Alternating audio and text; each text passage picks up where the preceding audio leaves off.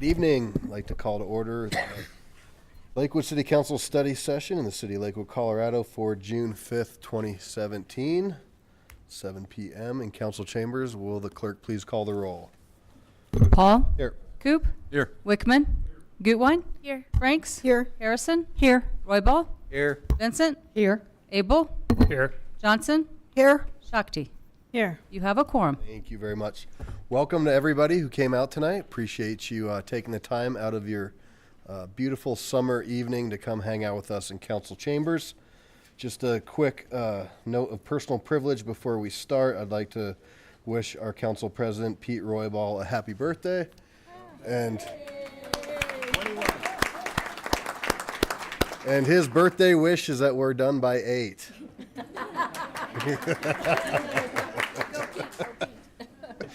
I guess since I told it, it's not going to happen.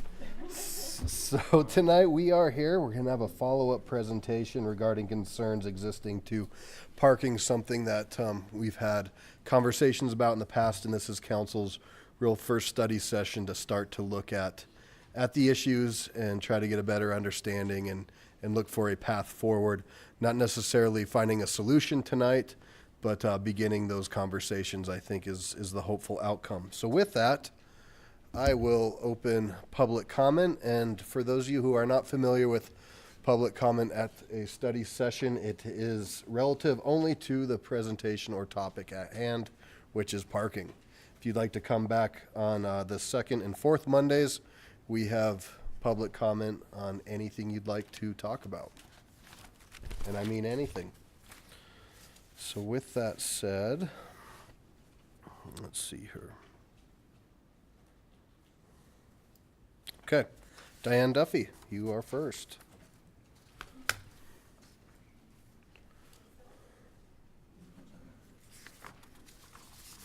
Good evening. Good evening, Mayor, City Council, Diane Duffy. You've seen me up here before. With regard to parking, I just wanted to remind you of the presentation that the Advisory Commission did in March. And we started with some of the things that are already in our ordinances. And I think you all received an email today with some pictures at an elementary school. Now, if you look at this, there was a picture of a Jeep parked in the middle of a crosswalk. There was a car parked right by a fire hydrant. There was someone parked across the middle of somebody's driveway. Those things are already in our code, and I think enforcement is just what's needed. Those are things that are already in our code, and we don't really need to address. We did present a lot of information, and looking at some of the other municipalities and what they do, they've gone a little further than we have with their parking violations. But they've looked at a lot more than just schools and parks. They've looked at the neighborhoods too. And this issue, as we presented back in March, is more than just those issues. This is a citywide issue, and there was a presentation which we attached to our presentation back then that the city had done in 2012, and they decided there was no changes needed. There was another study done by the city in 2013. Again, no changes needed. When ACIC looked at this year and we did our presentation in March, we really said there really should be some changes and the city should really look at this. So I thank you for having this study session now. I hope you will take it a step further. Look at our recommendations that we had back then. Look at what your staff will present to you tonight. And it's time to make some changes. There's so many things going on in our city. The house across the street from me has it's a big house, 4-car garage. They also have 9 cars in their front yard. 9, not cars, cars and trailers, 9 of them. Our code allows for 7, which is too many. And if you look at what we presented in our proposal that the ACIC had researched, nobody else allows 7 cars in your front yard. The high density, when I started my research with ACIC, I called the Lakewood Police Department. I asked for a list of violations. I said, can I have this by area and by type of violation? And he said, oh, for heaven's sakes, Diane, we don't need to run you a report. It's by any high school or park or high-density apartment complex. That's where the violations occur. We don't need to run you a report to tell you that.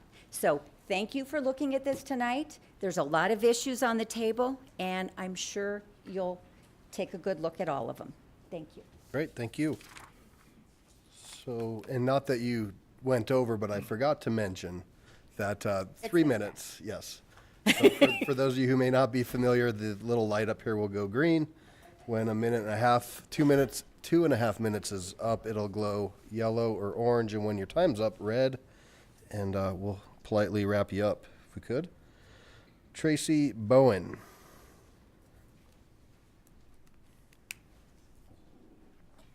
Do you need my address? Nope, looks like we have it. Okay. So I am the parent of a Lakewood High School sophomore, and since he turned 16, he, in 15 weeks, got 3 parking tickets, which are not $20 and $25, they are $50. And I can see the challenges, but I feel like what we all, as the city, the parents, need to do is talk to the school board. They are the ones that are going to be able to open a gate on 9th to let disabled fans into baseball games. They are the ones that are going to be able to redesign the parking lot. When I went to Lakewood High School 150 years ago, we had plenty of room. So we need to put a lot of pressure on the school board to make this problem go away. The city can't water the parking lot and make it grow. Jeffco Schools has to do that. But, you know, some of us do go to the board meetings, and right now it is just completely falling on deaf ears. We need the most amount of people, the most noise. We need to be the squeaky wheel. I will also say in that token, the parking pass is way cheaper than the tickets. So get your kid in line and get a parking pass. Thank you. James DeAndrea. Good evening, welcome back. Good evening, Mayor. Happy Monday, Council. Happy birthday, Mr. Roybal. Hey, guys, we're back here again for the issues we're having with the parking and all the issues that go along with that with us folks that live by Lakewood High School. So the Lakewood High School has taken over our neighborhood, so us folks that live on 8th Avenue, 9th Avenue, myself on Hoyt, we are now part of Lakewood High School. Now, of course, with that, we don't get any of the benefits. So I don't get any reduction in what I pay in taxes. I also take a hit in property values because people don't want to live by a sports complex and have their kids get run over. But I understand certain people's feelings that we need to get the school involved. We've tried, and their opinion is the streets are public streets and everybody from the school should utilize them, and that the homeowner should give up their rights and their property for the school. This started about 5 years ago when we came here and begged for permit parking, and a few of the folks went along with it. I don't know if Dana, Barb, Karen, Sharon, Miss Shakti, and even Scott Coop was part of that marked it down. But permit parking is done all over Denver. It's done in Arvada, and it's extremely successful, and we got no help from the city of Lakewood. But there are many people here to talk tonight. We need your help more than ever. It has ruined our quality of life, our way of life, and we have no life. Thank you all for your time. Thank you. Brian?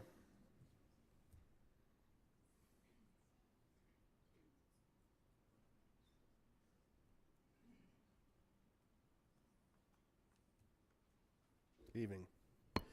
Good evening, Mayor, Council Representatives. Brian Weishar, 9500 West 9th Avenue. I've been up here quite a few times. You've all seen me. You know who I am. I started this whole conquest with parking 5 years ago. We went to Mr. Hutchinson and Ben Wasserman, then the traffic engineer, and asked for help, and they gave us help. They did what we asked for. They helped our neighbors. We wanted to get some solution. Now we're asking the city, please look at your parking issue. And I think it's mainly this thing about the 0.5. The 0.5 is, that's what the city mandates, that these apartment complexes, townhomes, schools, businesses, whatever it is, only have to have 0.5, and I think that needs to be upped. I really do, because then if it's up to 1 to maybe 1.5, then we can have, the parking issues would probably be resolved. I need you to look at that hard and long, and you know, I don't want to fight with people. I want to make a solution here. Let's get the school board, again, like two of my constituents have said, let's get the school board to talk about this. Let's quit bickering. Let's get down to the table, put our cards down and say, what do we need? What can we help with? And I think with the city, with the school board, with everybody there at the table, I think we can come up with some good concrete solutions. And I know you can do it. I have faith in every one of you. Thank you again, Mayor, council people. I trust you that you will do a good job for us, and thank you. Thank you. Randy Wood?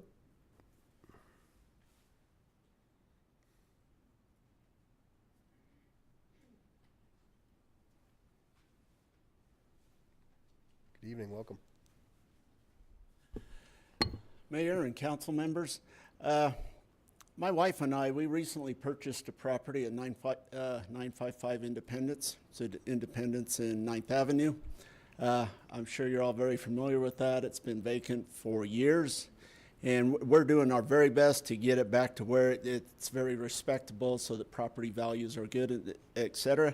But this parking issue, and I know that there's issues with the high school right there, not enough, and a lot of times that they're parked right in front of our house, so I cannot get in, I cannot get my trailer in to do things, to do yard work and things like that. I mean, and we're right there on the corner. It'd be great if we could have some no parking there, but I also understand that we need to work with the school district, et cetera, to figure out what we can do with some of this parking so that our property values stay up and it is respectable for everyone that's involved there. Appreciate your time. Thank you. Thank you. Thanks for coming out. Robert Hunsicker and looks like Bethel. Another name. Good evening. I'm here representing Bethel Biblical, and we're the church right next door to the gentleman that just spoke. And it's putting a burden on our congregation on Sunday and some Saturdays when we have events going on. Our parking lot is to the max, and with the restriction now, people that are guests or visitors come in when we have special events have no place to park. The way I see it is the school's definitely got to do something with their parking issue because, as you know, Colorado economy is good. State's growing, more and more people are coming, meaning more and more kids are coming to school. More and more kids are driving earlier, but it's not stopping the kids from parking on the street during the week, during the daytime hours. It affects us on Wednesday night service, Sunday morning, and Sunday afternoon if we have an event when the kids are trying to do the sports. So to be real absurd, if you eliminate sports activities for all the kids in Lakewood, then that would solve the issue with the parking problem, but that's really not an answer to the solution. But I would recommend that something gets done so that it does not hinder our growth as a church in the community. There are 2 other churches on the street besides ours, and it affects all of us, and I still see cars parking Sundays where it says no parking on 9th Avenue. When I came out of church Sunday, there were 4 vehicles that were still parking where it says no parking. So there is an issue, there is a problem, and hopefully we can come to some resolution. We need more parking spaces, and we're locked into our area right there. Thank you. Ralph Johnson?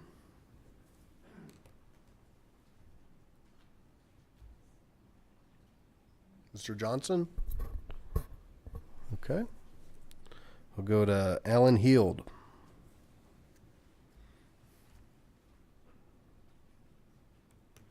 Good evening. Good evening, Mr. Mayor, councilors, and happy birthday, Mr. Roybal. I'm Alan Heald, and I live in Green Mountain Estates. And having adequate parking, I think, begins with planning. So my comments are about parking, but I'll talk about the role of planning in that as I see it. Growth does not always have to cause problems. I mean, we've seen good growth, we've seen bad growth. So how does growth actually create problems? I think that tends to happen when you have a lack of upfront planning. When a school is expanded due to their expanded need, and the school system does nothing to provide for additional student vehicles, no additional parking spaces, no busing to alleviate more kids with cars. This creates the parking problem, and it's essentially a manifestation of poor planning. Poor planning in expanding a business. If your business is growing and you have nowhere to go because you hadn't planned for growth, impacts on, like in the case of CCU, on nearby neighborhoods are being felt. People are angry. These are issues now the city has to wrestle with. And my thought here is that more planning up front could prevent having to wrestle with these problems on the backside. It all kind of centers around growth, and we all know that. Developer Charles Frazier said regarding growth, he said the use of property ought to be planned because when development is allowed to occur without control, the result can be a form of destruction. Well, we've heard a lot of comments from neighborhood residents about destruction due to growth. Regarding Lakewood, when rampant growth happens in our community, some call it inevitable, some say that it's just progress, others just call it development. When rampant growth happens in an individual, we call it cancer. It is time for Lakewood government to stand up for Lakewood citizens who are threatened by rampant or poorly managed growth that creates these issues like parking. Our community does not benefit when growth is out of control and from a lack of proper planning. The proper planning in the past, as schools were expanded, is now leading to the problem you guys have to wrestle with tonight. So you have a choice. Going forward, you can create more problems like these and take pride in the fact that maybe you grew Lakewood, or you can choose not to repeat the growth mistakes. And that's my main message really is, let's let the past inform the present and come up with a solution for impacted people and neighborhoods. But most importantly, let's inform the present so we can have a better future and not just recreate these problems for ourselves. Thank you. Thank you. Kira Degree?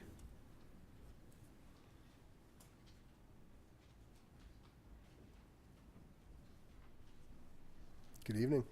Good evening, council members, Mr. Mayor. Happy birthday, Pete. My name's Kira. I live at 75 South Garrison, and I feel so grateful to live in a neighborhood and a city that has so many involved neighbors. At the Ward 1 meeting this past weekend, there were so many people who came with fantastic ideas to begin to solve the complex parking problem. I completely agree with my neighbors who are concerned about emergency vehicles not being able to get down their streets, or not about having parking for their family and friends. These are real issues, and it seems we need more than one solution to solve them. As I've been walking around neighborhoods and getting to talk with people about possible parking solutions, I've heard some really great ideas. I loved Charlie's idea about using the parking lot at Jeffco Stadium and getting a shuttle for students. I heard neighbors mention parking permits, which residents could perhaps rent to students. It's also worthwhile to look into the way Boulder worked with RTD to expand and improve their public transportation. It may take these and other ideas to fully solve this issue. I'm a member of the South of Six Sustainable Neighborhood, which Lakewood High School is also in, and I'd love to partner with the school to see if any students would like to take on a bike to school project. I think this would be a wonderful opportunity for the neighborhood to partner with the school to build community while also relieving some of the parking issues. It could give kids experience in urban planning, sustainability, and leadership, and get more cars off the road. Perhaps local businesses in the area could even partner with the school in order to give students who ride their bike or walk to school incentives. This gives students an opportunity to be a part of the conversation and the solution, and I'd be happy to facilitate this program. One of the many things I love about Lakewood is the tagline, "We're building an inclusive community." And I think including students, the school, local businesses, and neighbors in this conversation is in line with that mission. Thanks. Thank you. Anita Springsteen?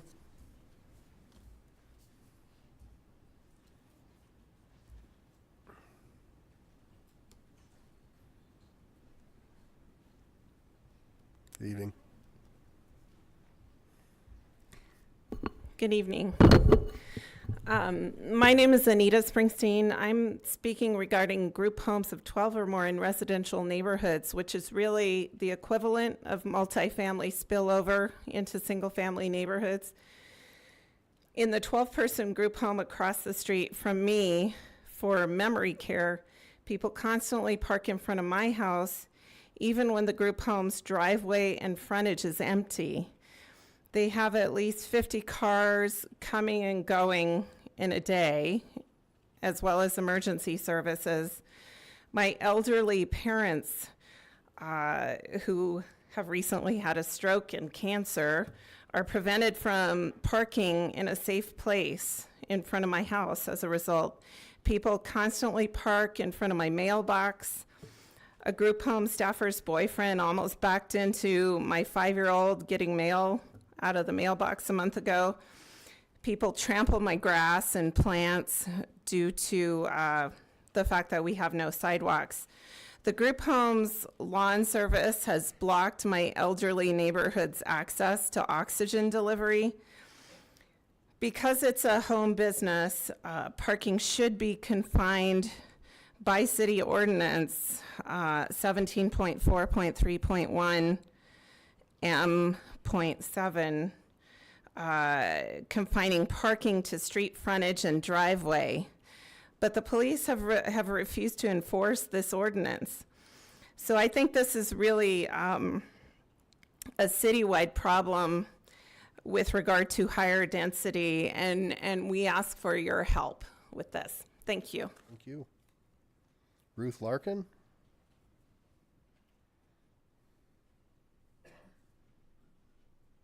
Good evening, welcome. Good evening. I didn't expect to be called so early since I signed up so late. I was enjoying all the notes. Well, I would like to represent the kids of Lakewood High School, because while we're hearing from the neighborhood, I've got 3 teenagers in that school right now.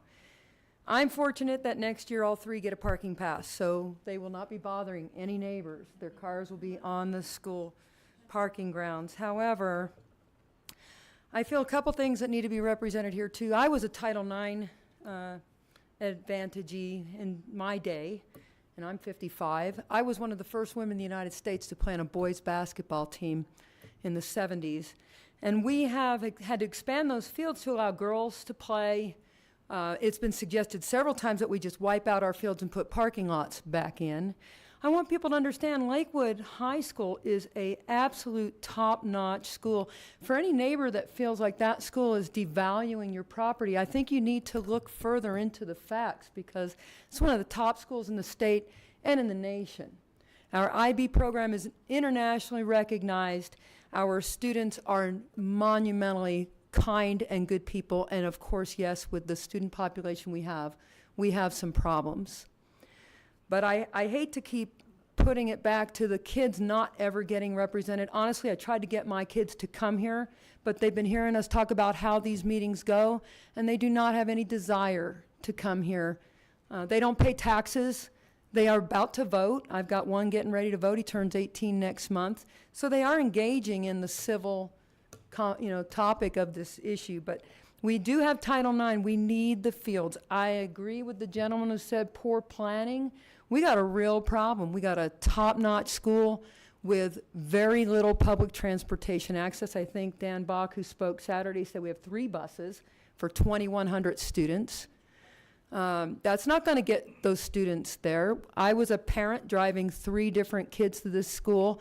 There's no easy way to come in and out of this school without interrupting the entire neighborhood. There's no easy access into this school. So yeah, the city's got a problem, the neighbor's got a problem, and the school district has a problem.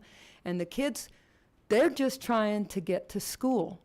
I have to say, I am really upset to know that kids who were parking along our home, Lakewood's our home, and our property front are some of those streets, and kids that have been parking there and trying to do the right thing and go to class are ending up with $50 tickets, while the kids that are out roaming the neighborhood causing the problem are being ignored because the police are all tied up booting cars and writing tickets. So we do also need to divert how we're using our resources here.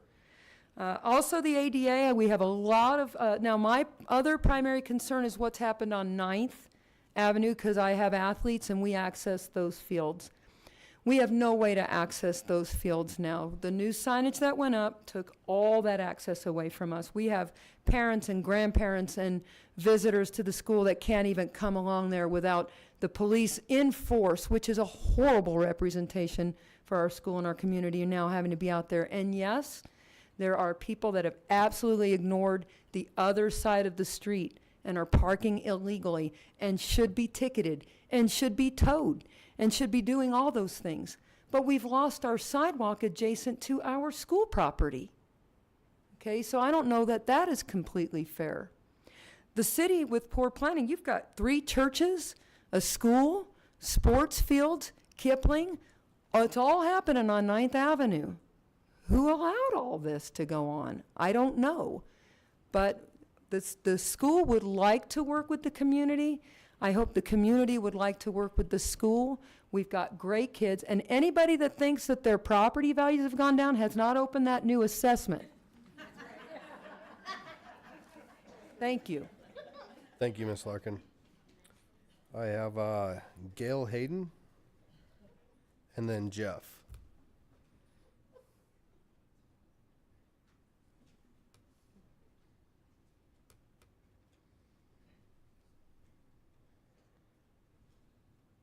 Welcome. Hello. I live at 6th and Garrison, and I've been there for 20 years. And I have seen on Garrison, obviously the traffic has increased, and my personal getting in and out of my property isn't easy. So we've got people that are great about letting us in and out, and we've got people who aren't. So you're going to have those kind of people around the community, around the school, and you're going to have those kind of people that are going to be friendly and not. Do I like what's happening on Garrison and in the community? No, but I chose to buy a home on Garrison. I chose to buy a home near Lakewood, and I choose to continue to live there. So what's happening now? By restricting what I see, everything on 9th Avenue and the restrictions around the high school.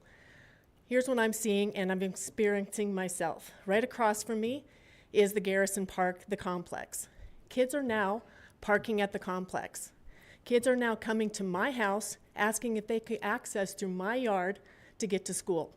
Am I going to let them? Absolutely, because I don't want them walking on Garrison.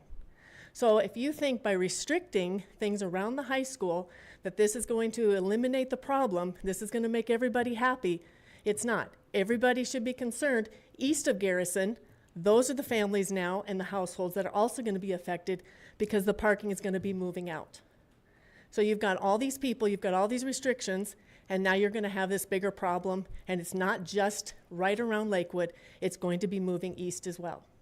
So I'm here to say that as a homeowner near the high school, on Garrison, I want to be part of the solution. I want to help make this a better visibility, accessibility in and out. And so we're here to support whatever you can do to make that happen. Great. Thank you. Thank you. Jeff, did you want to just second that? There we go. Well said. So that exhausts the folks that want to sign up before. We have public comment after as well. Is there anybody that still wish to go before or come on down? That's okay. Come on down.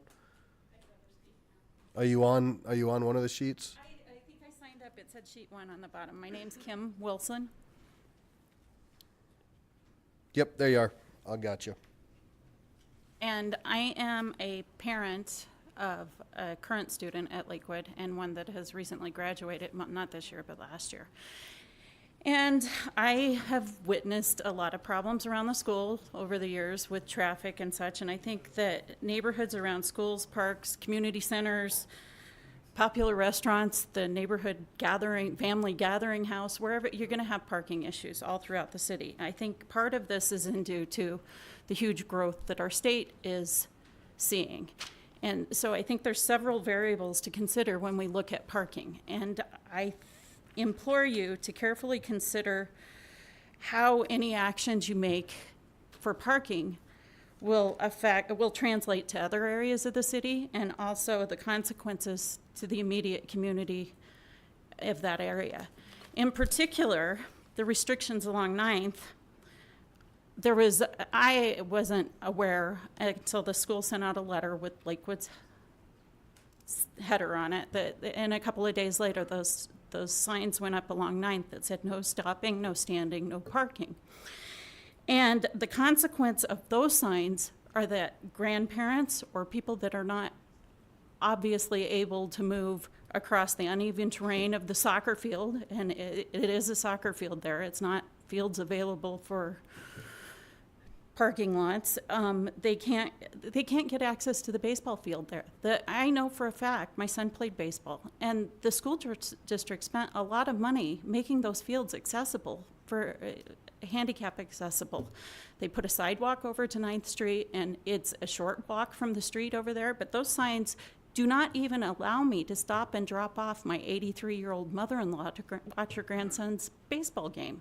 So I don't think it was well thought through that they didn't consider the consequences to the overall community when they put those signs up.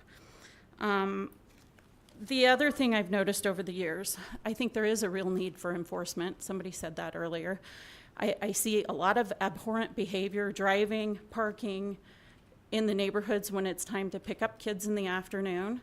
And I've always tried to be considerate and aware that that people live there, and I see people turning around in other people's driveways, people making U-turns, people blocking driveways, and the behavior is just not acceptable. But we do have laws that are ordinances that already address those issues, so we do need more enforcement. And I did not see a lot of enforcement until people show up at council meetings and then they come out for a while, but I think it needs to be more often. And the other thing to consider, one of the variables that I mentioned earlier, we talk about enrollment at Lakewood. And I just quickly looked at the enrollment at the high school over the last 20 or 30 years and the population growth in Lakewood over the last many years. I pulled that information off of Dora's website, but no, the Department of Local Affairs through the state, but sorry, wrong acronym.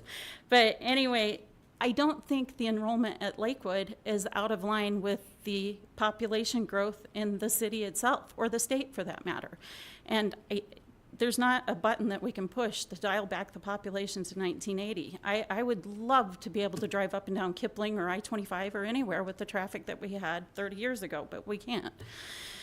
And, but the other thing to consider with regard to the high school is that the laws have changed. Kids can't carpool anymore. They're not allowed to have other kids in their cars. And it's more of a commuter society that we live in than it was 50 years ago. Thank you for your time. Thank you. All right, anybody else? Yes. Okay. Sorry, I missed your call. Oh, okay. Ralph Johnson. Yes, Mr. Johnson. Mayor, Great, council thank you. members, Ramey Johnson, Charlie Abel from Ward 1, of course. Ralph Johnson again, Independence, right next to Lakewood High School. I want to say that, thinking that since we're in the summertime, this is a great time for the city and the school district to get together in a time when the tempers are less stressed, you might say, and discuss what can be done. Because, as we've heard, we cannot have the students rumble through the neighborhood as we feel they've been doing, and acting imperiously as we have been. The second thing I want to say is that as a taxpayer, this will get back to the school. I cannot support any school bond measure or tax mill increase, et cetera, because I want more transparency from the school district. There's very little, and my monies, I feel, are going to waste by spending on expensive graduation ceremonies. We heard of, because of the snowstorm, graduation ceremonies at Red Rocks are canceled. That costs money. One year, Lakewood High School's ceremony was at the Air Museum at Lowry. Excuse me. And I feel that if they have not learned by this time to take the road less trod and have learned about diversity, even though it, as long as it doesn't conflict with their current views, biased views, they're not going to learn them in a fancy, very expensive graduation ceremony. And I think some of them are probably will be getting their certificates of release in 5, 10, or 15 years from Canyon City. Some of them, I think, will be there. And so I cannot support such bond measures and taxes until the school district changes its tune. Thank you. Thank you very much. And, ma'am? Mr. Olson, you signed up to go after? Is Well, that right? can I get a ruling here?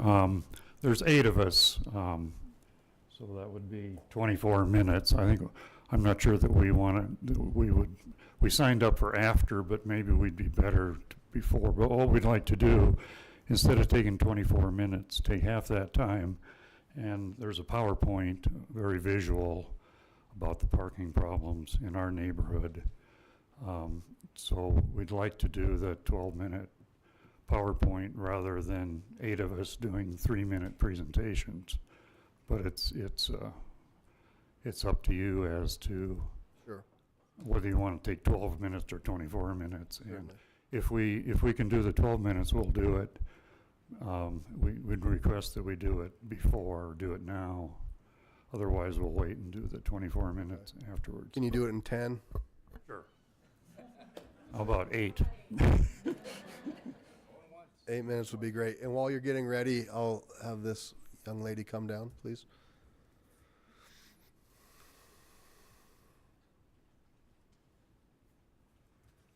Hi, did you sign up?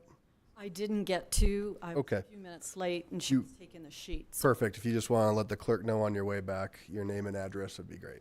Mayor, council, thank you for letting me speak. I am a resident of Lakewood, and I understand with all of the different people moving into the area, it's caused lots of different kinds of parking problems. So one of the comments or feedback that I'd like to make is that it's not a one shoe fits all for all the parking situations, that, you know, we have to consider something for that scenario. So I know that there's some proposals out there that are saying, you know, they'd like one solution to everything, but I don't believe that there's one solution. And I would like to obviously be part of the solution if that's possible. The other thing is I am a neighbor of Lakewood High School. And there's been changes to the school. When they redesigned their footprint for that school, it changed the way parking happened and transportation in and out from that school, and I'm sure you're all aware about that. It was redesigned and pushed into the neighborhood.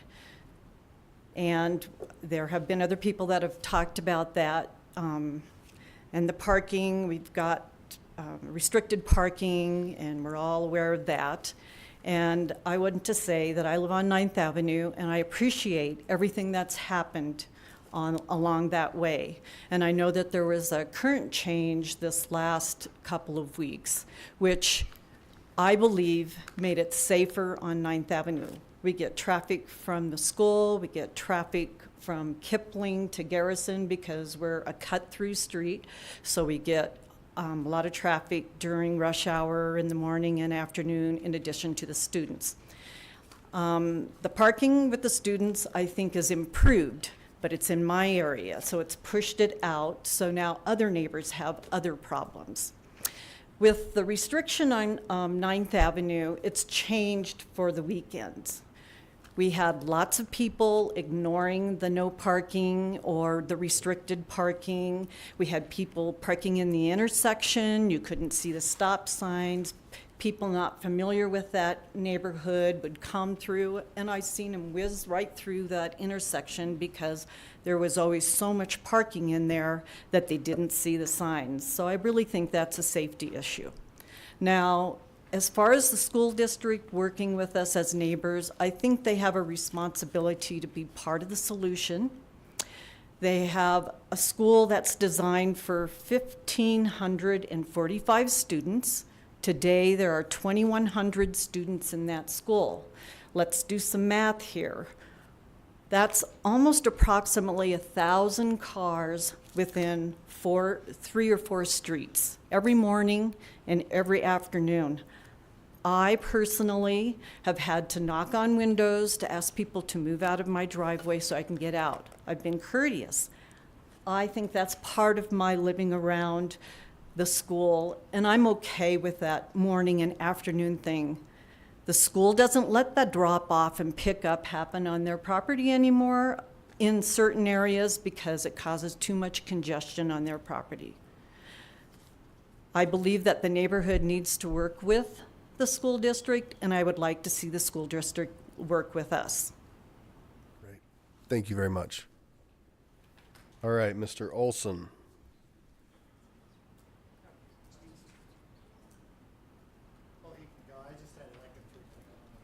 Okay. And we have quite,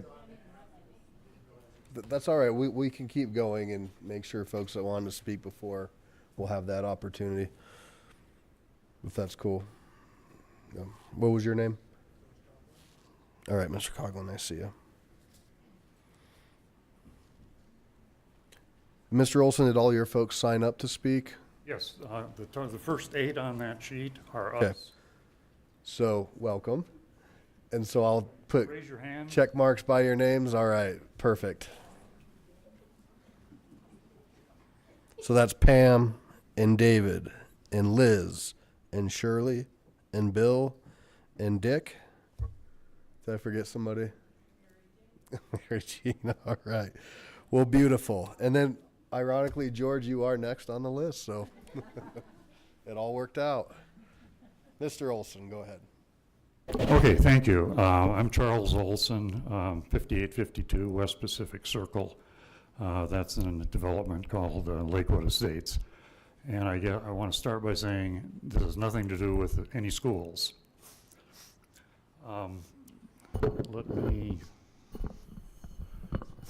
Okay, what I'm going to cover is a little orientation about what the neighborhood looks like, some of the history of the neighborhood, some of the zoning in the neighborhood, the problems, and I think we even have some solutions.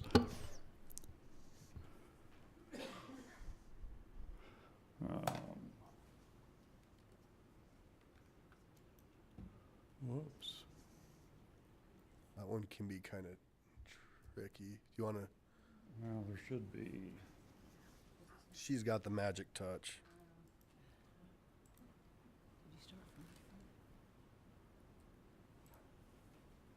This one isn't working. Let's try. We can do the arrows. Okay, okay. Okay, this is a conflict between a very high density condo apartment project called Sun Point and an R16 residential area around it, and the parking problems that overflow from the high density into residential. Okay, they have private streets, and so they have a parking firm, a parking company that they don't allow parking on their streets, and they have a towing company that comes through and tows if you're parked there improperly. And they do put stickers on the windows of the cars and they tow them. Okay, this is a picture, a drawing of, on the right, the smaller buildings are Sun Point 1 and Sun Point 2. On the left, you can see the larger lots are Lakewood Estates Filing 1 or the single family. The high density has 498 units.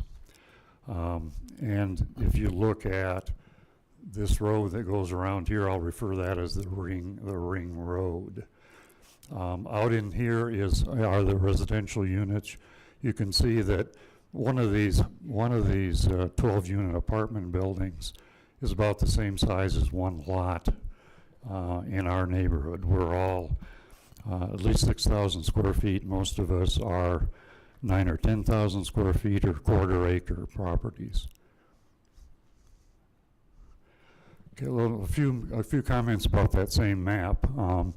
It's composed of Sun Point 1 and Sun Point 2, which are condos in one case and smaller one-unit condos and apartments in another case. They have a lot of parking available for visitor parking. They have at least 110 spaces. I've counted them. That they have very restricted parking, which drives their parking out into the neighborhood. So if we can do something to allow parking on those 110 spaces, it will solve the problem. There's about 40 people that are driven out into our neighborhood. So it isn't a problem, not enough parking, it's a problem of their whole HOA not allowing parking. Okay. Sorry, is that Sun Point 1 or 2? I'm sorry. Well, I'm talking Sun Point 1 and 2. They're, let's call it Sun Point. Sun Point is made up of larger condos, Sun Point 2. Sun Point 1 is smaller 3-story buildings. With 2 management companies, right? Separate. 2 management companies. Okay. Thank you. Sorry to interrupt. Yeah. Okay, so our unit is zoned R16, 168 homes. They're zoned MRS, 498 condos and apartments. I looked up the definition of zoning, and any continuous area that differs in some respect or is distinguished from some purpose from adjoining areas of which certain distinctive circumstances exist. And surely we have distinctive circumstances different than what they have, and we don't think that they should overflow into our zoning area. Okay, there, a little history. Lakewood Estates was being built in around 1984. The single family area began about 1984. And the first part of Sun Point was built between 84 and 88. Then Sun Point stopped being developed, and the second half was not built until 1994. Now, of the 8 people here tonight, all of us bought our homes before there was a problem. There was a field there, and then in 1984, I bought in 1990. 1994 is when they filled in the field with the second half of the development. It's high density, the 3-story, this is Sun Point 1, second highest density in the city of Lakewood. They have either assigned parking spaces or in some cases garages. The garages are very small because the garages were built over the top of parking spaces. So a lot of them aren't big enough even to handle a pickup truck. Okay, this is a picture of their street, the Ring Road. You can see there's no parking. There's no cars. They have beautiful streets because their cars are over in our neighborhood. Winter and summer, this is just not. We have this 24 hours a day, 7 days a week. We don't get a summer break like schools do. No cars again. Another street, no cars. No cars in their visitor spots. 110 spaces. Now let's look at the neighborhood that I live in. These are the cars in front of my house. Here we're looking south on Iliff, the cars and trucks parked there. As I said, this is a 24/7 summer, winter, middle of the night, Saturday mornings, Sunday mornings. Another picture of West Pacific Circle looking west. Iliff Drive looking south. Iliff Drive looking north. The city does have a municipal code about 24-hour parking. It's Municipal Code 103380. And it says that you cannot park a vehicle on a right-of-way for more than 24 hours. The problem is if you read the last sentence, it says the Lakewood Police Department may require towing. And I'm not sure that the city of Lakewood has ever towed a car, but there is an ordinance covering parking for more than 24 hours.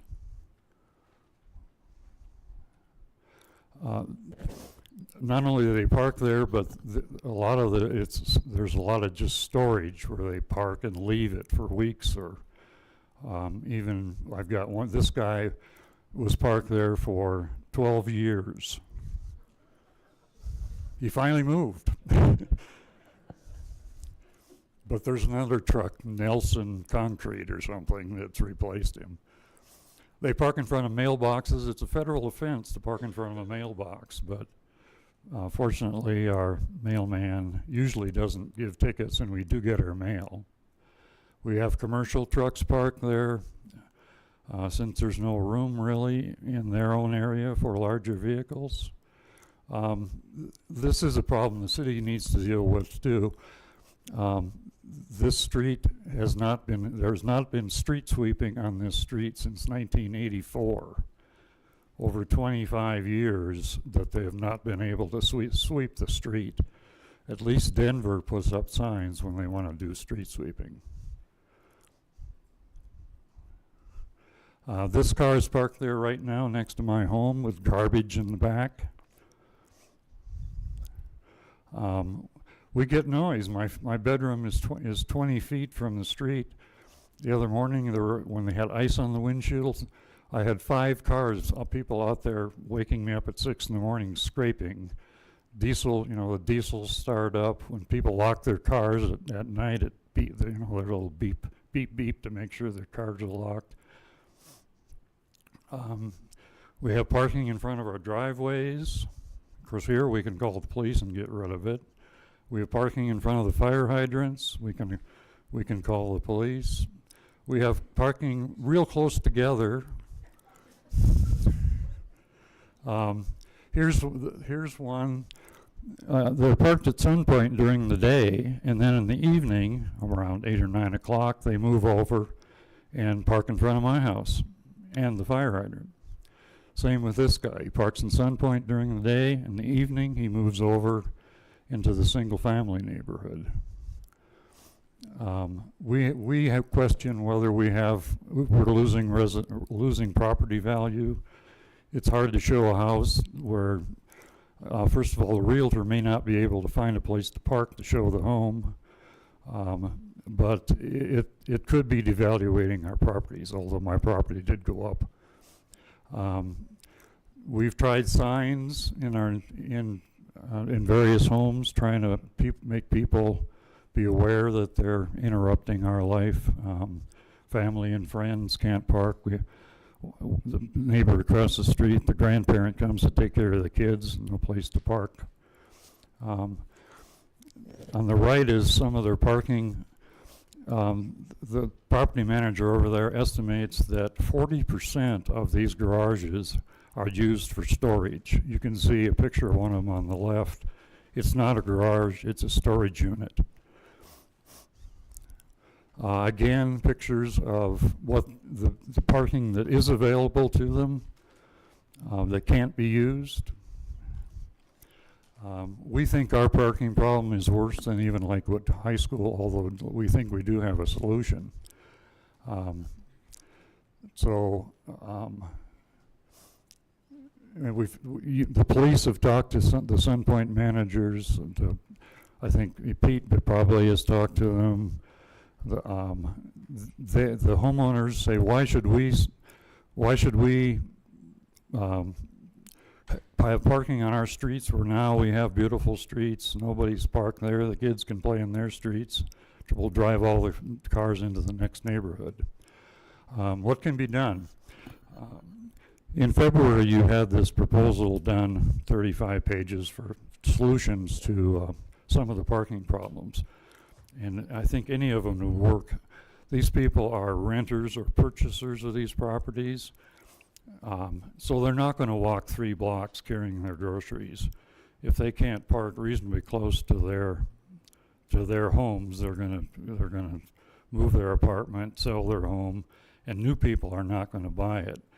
So if we had some restricted parking in our neighborhood, there are people are already complaining that live there that they would love to be able to rent a parking space in their own development for, that's been proposed about $30 a month. This is an old slide. I made this up for another program, and I noticed that, well, maybe I'm on okay. I guess, I took his name. Oh, okay, Jay Hutchinson, which is going to be speaking following me. I've got a quote from an old slide that said, on April 22nd, 2013 presentation that he made, most cities have had some control and restrictions on their parking. Lakewood has been studying this now for 5 years or more. Residential parking permit, RPPs, was proposed. I went to the city to get the form to fill out to get residential permit parking, and they said the city council had never adopted that. So there are solutions for restricting parking in a lot of the studies you've done, and I hope that you will pick one of those that would be appropriate for our area. Thank you, sir. Well done. George, come on down.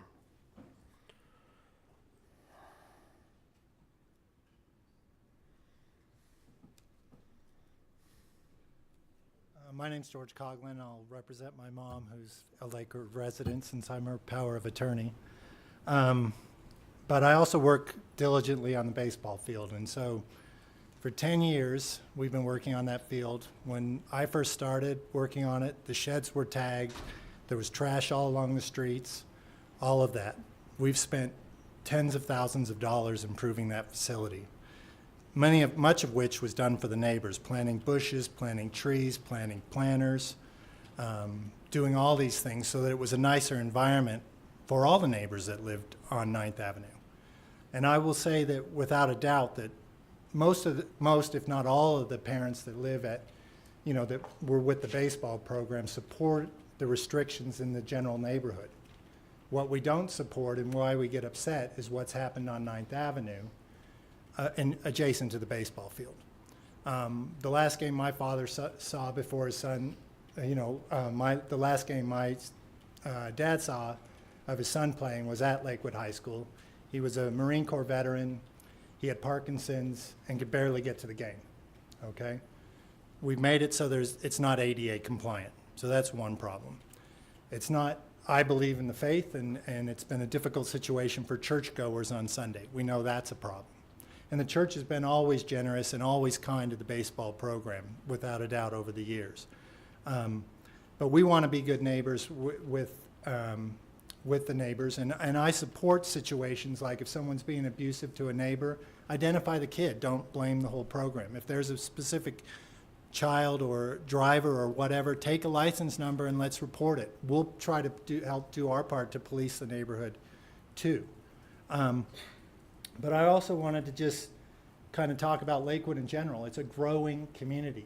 It's 1.4 to 1.7% growth. We already had a parent detail how the school's population is in line with the growth. And when we vote down things like 3A and 3B, and we talk about miscreant kids and Canyon City and things like that, we lose the point. I would bet I'd fair to say that for every one kid that ends up in Canyon City, 20 of them will be taxpayers, paying people's retirement, being able-bodied citizens, making us safe.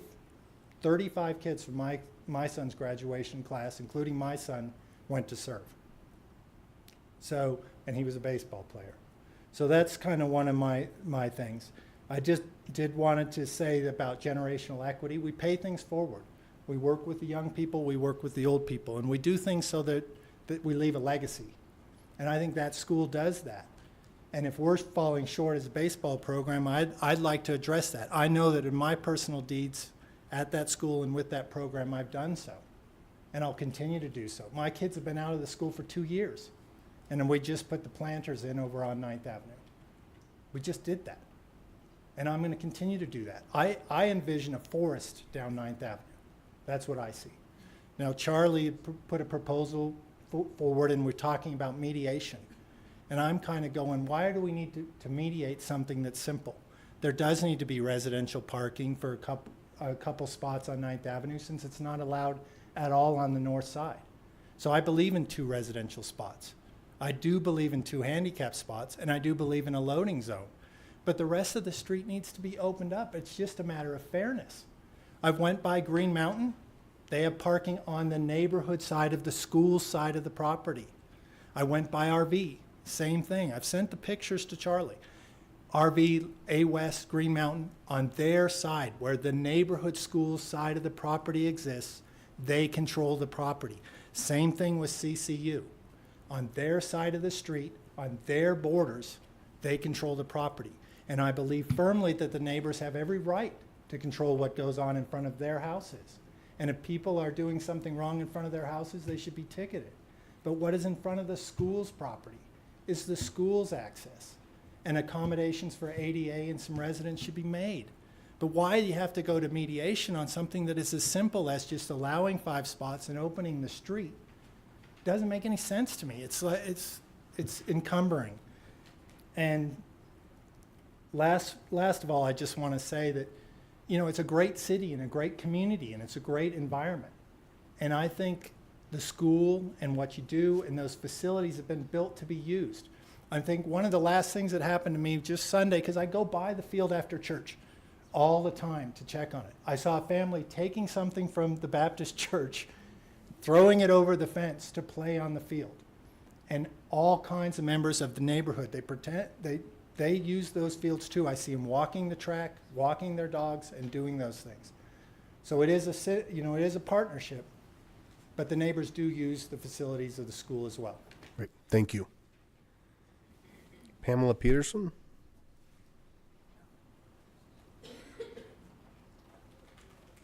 I'm just going to go through.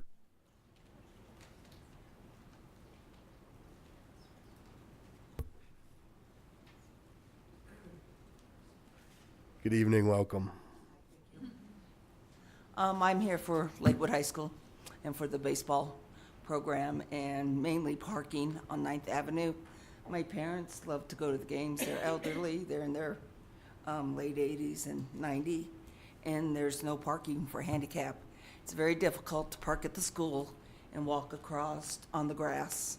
It's, you know, they have falling issues. The grass is going to be ruined for the soccer fields, for all the parents who have to park there and players and what have you. And I can understand no parking again on the north side, but on the school side, I don't see why we can't have it reopened.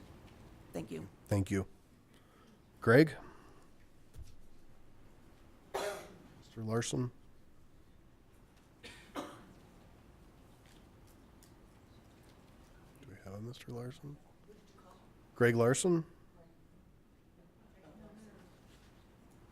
No? Okay. Marty?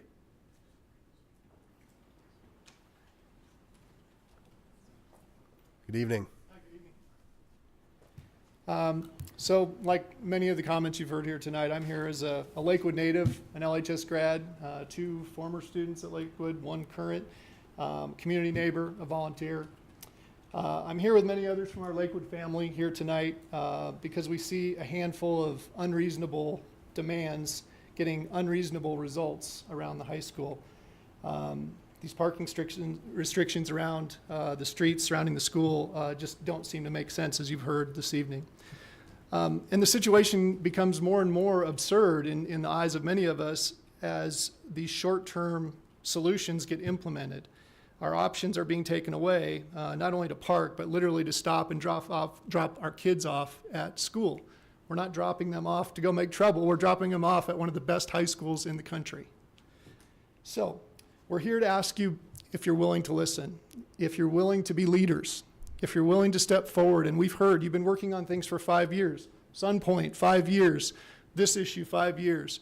Brian, Randy, they've been complaining. They're getting results. They're getting no parking signs put up. They're getting their neighborhood back according to them. But their neighborhood is our neighborhood too. And Brian and Randy, their names will just be different. It'll be Joe and Bob across the street. As Gail Hayden pointed out earlier, they're pushing them farther and farther out. These aren't real solutions. These are temporary Band-Aids to a problem and appeasing a handful of unreasonable requests. So the incessant complaints from a handful of people have resulted in actions by our city. And don't misunderstand. I understand the district and the school and so many others have a part in this as well. But you're restricting and ultimately impairing the rights of the students and families and guests of Lakewood High School to use a public asset the way it was intended to be used. And for every one of the handful of people that are being affected negatively, complaining, there are thousands of others on the other side of that fence, trust me. So these aren't private streets. These aren't private driveways, but some of these decisions that have been made are making them that way. Not to mention the ADA violations that have already been touched upon. So, as we said, where are these kids going to go? They're going to go across Garrison. They're going to go across Kipling. We need to find real solutions. We've had kids hit this year on Garrison, on Kipling. Again, we understand we're pushing them into other neighborhoods, and that's not fair either to those neighbors, so we need real solutions.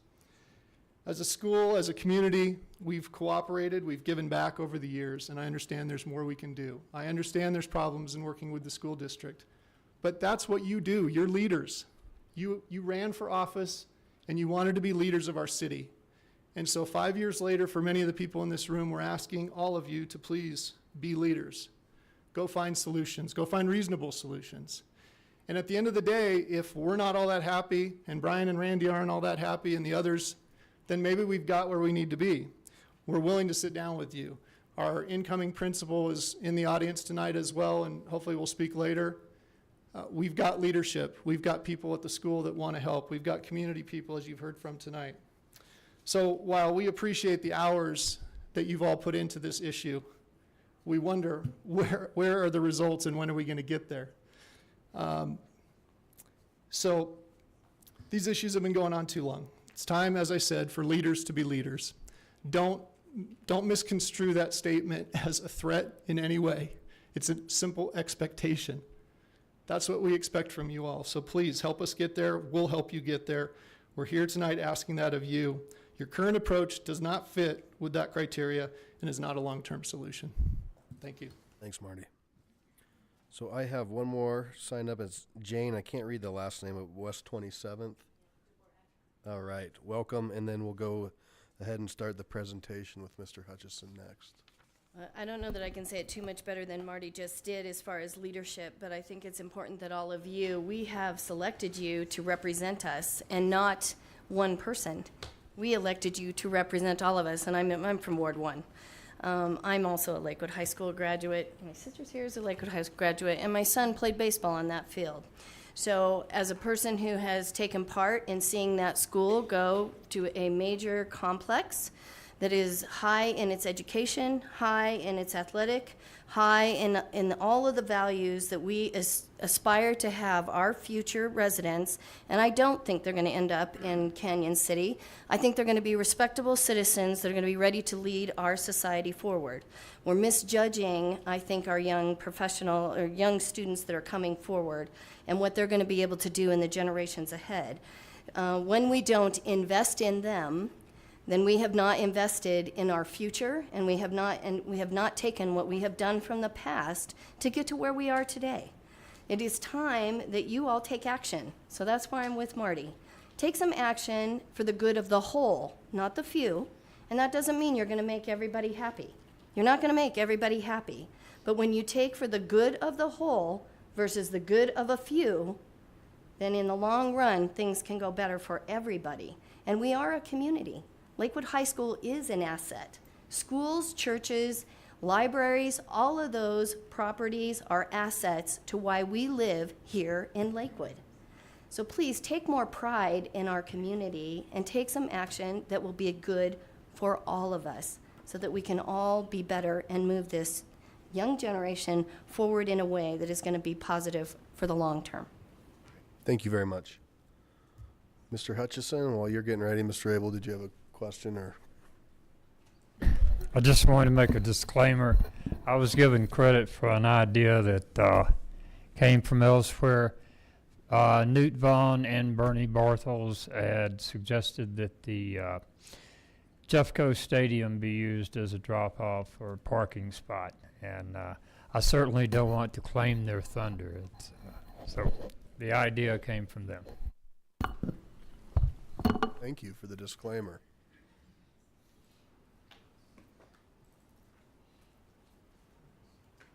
Mr. Hutchison, how are you tonight?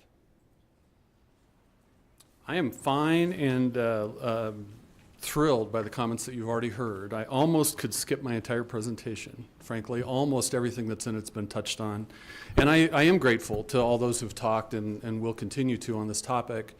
The ACIC obviously has had a role, the neighbors have had a role, the school district has had a role, the school students and parents have had a role, the athletic folks who utilize fields and others who utilize the fields for non-school or not as directly related to the school activities.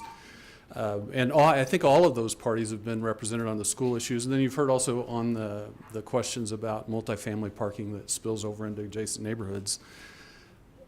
So as I was sitting back there, and the longer this went on, the more I wondered whether I should make my presentation, but I will.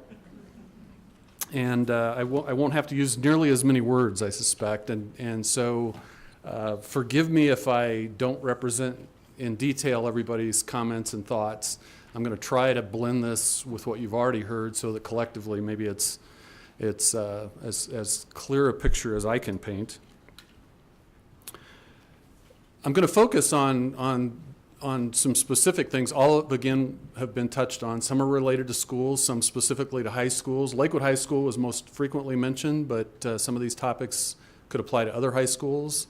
And that includes parking off-site from the schools, evening and weekend site use, and then drop-off and pickup, which is a little less of a parking issue, which tonight was billed as a parking issue, but there are some parking-related items associated with pickup and drop-off at schools. And that certainly extends beyond high schools. That's all kinds of schools. And then, of course, the multifamily spill over into adjacent neighborhoods, as you heard about in the example with Lakewood Estates. The staff request is to ask for some direction for the entire city council, some kind of a consensus on what kind of process might be appropriate from here going forward. You've also heard a little bit about some of the things that have been done in the past. I'll touch a little bit more on some of those as well without going into great detail. The one item that I will not talk about tonight that you did hear some about tonight and will come up at a later discussion, and that is the requirement for new development. How much parking should be required by new developments, particularly multifamily developments? I think that's where the predominant interest is, but other kinds of things that might need parking spaces as well. And the reason I won't talk about that is that's already planned for part of a discussion about zoning ordinances changes that you periodically hear about. So I won't focus on new development. This will be existing problems with existing development.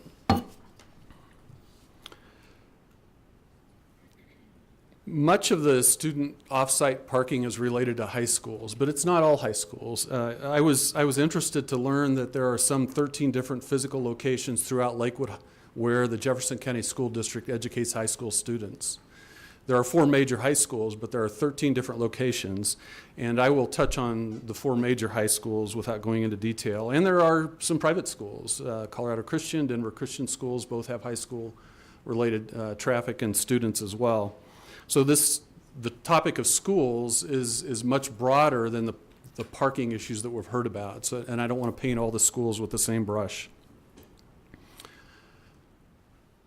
There are a number of aspects related to this, and you've heard some of these. When you have a high school quality school, people want to have their kids there. You end up with more students, you end up with more cars. When you have choice enrollment, which is required, I believe, by the state, the district's obligated to provide some choice enrollment. That could result in more students, particularly at the more attractive, more successful high schools. They could come from farther away also, which may make transportation a little bit more complex and may result in more vehicles than otherwise might be necessary. We have some long existing sites in Lakewood, and I'll talk a little bit more about that here in a minute. Lakewood High School happens to be the oldest of the 4 major high schools in the city. We have some challenging jurisdictional components to this discussion. You've heard a little bit about that as well. The state of Colorado has some regulatory authority in these kinds of issues. The school district obviously controls site development, site design, parking availability, parking fees, those kinds of things. But the city manages the on-street parking. So we have different entities that have to be a part of the solution as well.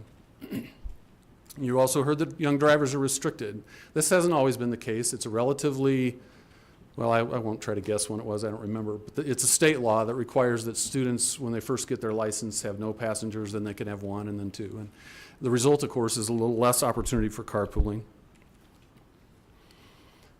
And then we have the annual challenge of more student drivers in the spring. The kids that come in the fall may not have driver's licenses yet. More will have driver's licenses in the spring, and potentially that translates to more vehicles as well. None of those are inherently bad things, but they're part of the situation that we're looking at.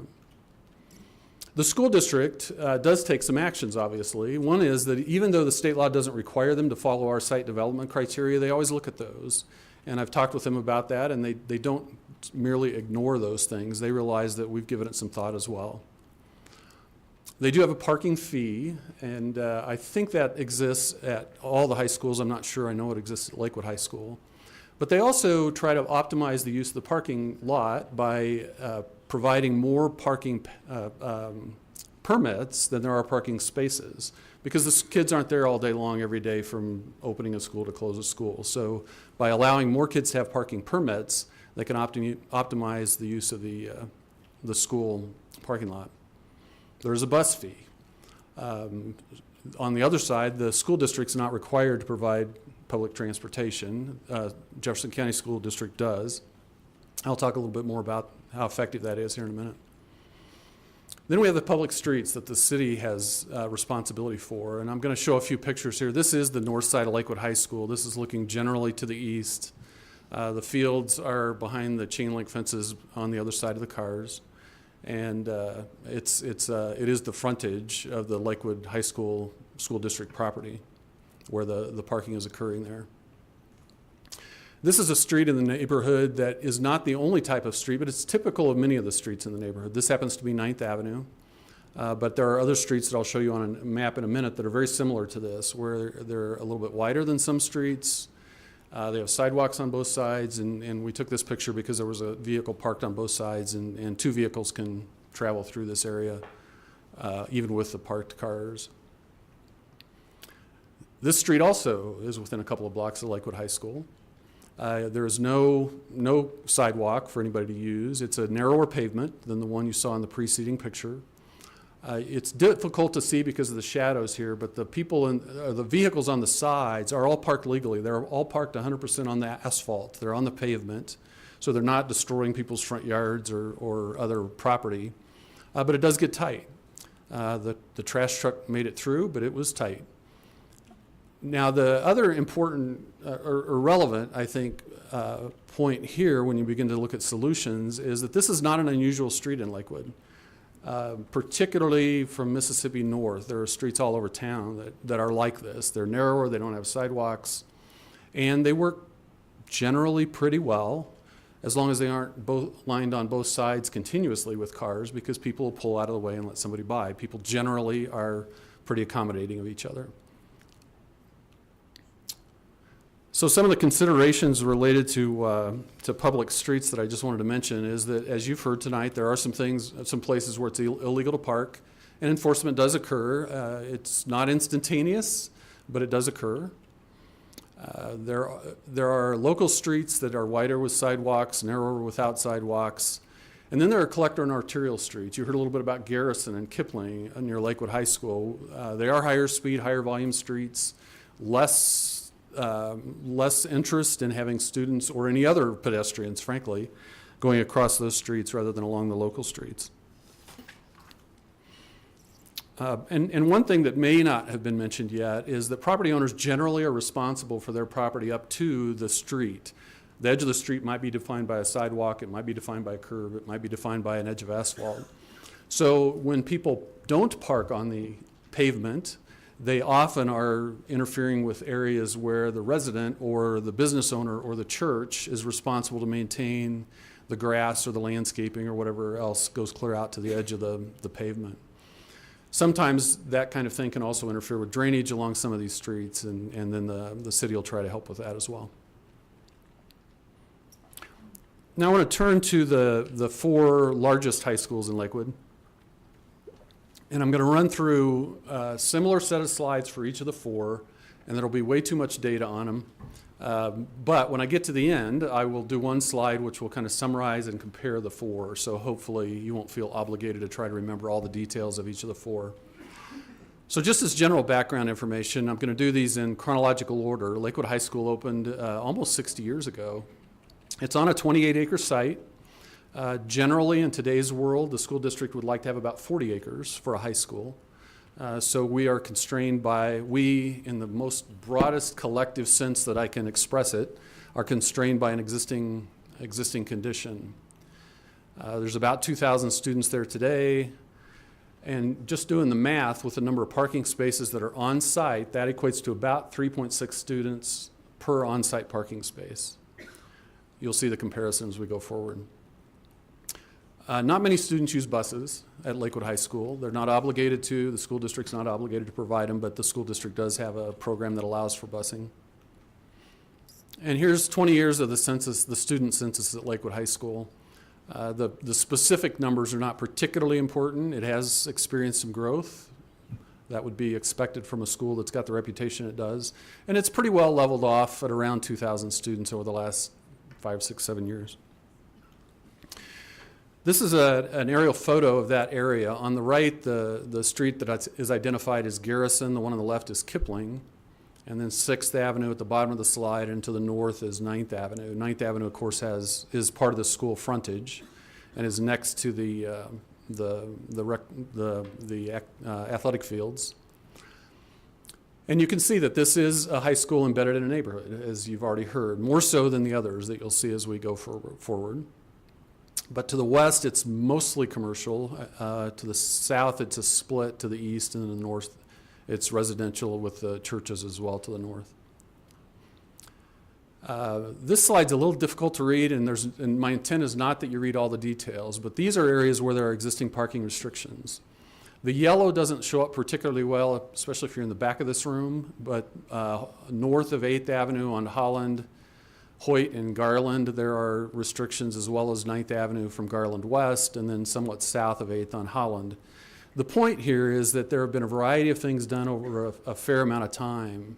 This indicates the earliest change in 1999. Those changes actually occurred from 1999 back, so it could include things before 1999. And they're customized. We've used different kinds of tools to try to balance a lot of needs, and you've heard all of those needs described by others tonight as well. Don't even try to read the signs, but there are a lot of signs out there, and the only point of this slide is that they are customized solutions, trying to balance things fairly well. The high school has also taken some efforts. These are some items that have been identified by the high school as some of their efforts to deal with the situation. And a lot of it has to do with education. They've sent letters both to the field users and also to their parents about drop-off and parking and using the lot when it's available and being appropriate during drop-off and pickup. They've also rerouted food deliveries. That's a fairly recent change. And as I mentioned earlier, they sell more parking permits than there are spaces in order to optimize the utilization of that parking lot. So let's go to Alameda High School. It was opened in 1961, also a smaller site, 26 acres. smaller student population. And I've put 9th through 12th grades on here because a couple of years ago, Alameda High School has expanded to include 7th and 8th. So most of what you'll see here is a apples to apples comparison of 9th through 12th. You'll see an exception here in a minute. 3.2 students per parking space, and you'll see that in the comparison. Here's the exception. We didn't break down how many students from which group of classes ride buses, but a few more from Lakewood High School, Alameda High School than Lakewood High School. And here's the census over the last 20 years. So it's somewhat less than its peak in the last 20 years. This is the Alameda site. On the east is Wadsworth, so obviously no parking is possible there. The other three edges, though, are streets that have the potential for parking, bus drop-off, and those sorts of things. Parking lot's in the lower left corner. It's right adjacent to the backstop of the major baseball field, not far from the softball field. But there's not on-street parking on Wadsworth next to the football field, so that has to happen someplace else. Here are the restriction locations around Lakewood High School.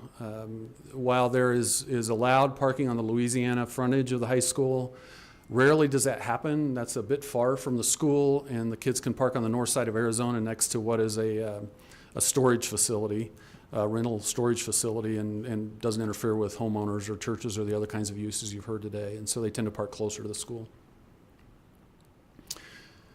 The third 1972 opening was Green Mountain High School. It's on 39 acres, so it's close to the 40-acre target. 5 of those acres, though, are to the north. And if you picture, actually the picture that I'll show you in a minute won't show this, but to the north part of the Green Mountain property, there's a large slope down from the athletic fields. That's owned by the district, and then some more level area that's also owned by the district. Those aren't used for formalized school activities now. About 1,100 students, that's about 2 students per parking space, the on-site parking spaces. And a few bus users, not many. The Green Mountain student census has changed a bit in the last decade. 1,500 roughly was the pretty stable number. Now it's a little over 1,000, 1,100. This doesn't show the whole campus. As you can see on the upper part of the slide, you can see the baseball field. The football field's a little beyond that. On the left of the baseball field, and then below that and beyond is the 5 acres or so that's essentially vacant today. These are the parking restrictions. I'm going to take just a couple of minutes on this one. Green Mountain Drive doesn't have any parking allowed along it because of the nature of the street. Louisiana Avenue does have parking allowed on the school frontage, not on the homeowner frontage. And then I want to draw your attention just for a moment down to Arkansas Place, which is in the lower middle part of the slide. And you'll see with one house exception, there are restrictions all the way around Arkansas Place. And as you've heard tonight, there are lots of different perspectives on lots of different things. And this different perspective was that this homeowner came to us and said, no, take these restrictions away. I want the kids to be able to park in front of my house. So a little bit of everything. And finally, Bear Creek High School. It was fully replaced in 2009. There was a school there before that, of course. It's on 41 acres, so about the size that is desirable. About 1,600 students. That's about 2.2 per parking space. A few more students use buses. And the census has been relatively stable over the last couple decades, a little bit of a drop-off in the last 4 or 5 years. From about 2000 back in the earlier years of this period of time down to 1,600 or so. The Bear Creek campus, and this is the high school campus that I'm going to talk about. You'll notice in the upper right the Bear Creek K-8 campus as well. You'll see some pictures later about other things, but right now I'm going to focus just on the high school campus. It's bounded by Dartmouth on the north, which is a street that is a collector street and doesn't have parking allowed on the sides. It's got bike lanes. And then on the south is Girton Drive, which it barely touches. And then on the west, of course, Kipling Parkway, where there's not parking. The restrictions, though, are in the general area. We did have to do some signage to help people understand Dartmouth Place a little bit better. The interesting little tiny restrictions to the right on Hoyt Way are fairly ancient and probably unnecessary at this point. But one of the things we've also learned is that removing restrictions is an attractant for controversy. and they don't seem to be causing a problem, so we haven't tried to remove those restrictions. There's some walkways that go between homes in this neighborhood, and they cross Hoyt Way right there. And the issue that was happening, this was way back in the 90s, maybe earlier, was that the kids would get off campus, they'd get that far, and that's where they'd smoke, and it was undesirable. So that's what was done at that time. And that was long before the site was redeveloped. In this case, the parking lots are pretty close to the school and pretty close to the athletic fields. There's not residential or other streets that are closer to the athletic fields. So I suspect most of the athletic field users park in the parking lots. So now I want to go through a little table here of those 4 high schools. First, the size in acres. As I mentioned, 40 is generally a pretty good target, as I understand it, from those who know more about school design than I do. This is the number of students in 9th through 12th per on-site parking space. So these are the numbers from the earlier slides. And you can see at Lakewood, it's 3.6 students per on-site parking space, 2.2 at Bear Creek. And I should be clear that this is total number of on-site parking spaces. Some of these are used by faculty and staff. So drawing precise conclusions from these is probably a little bit risky, but there's also some value, I think, in looking at the comparisons in a general sense. In this case, I've added the street frontage.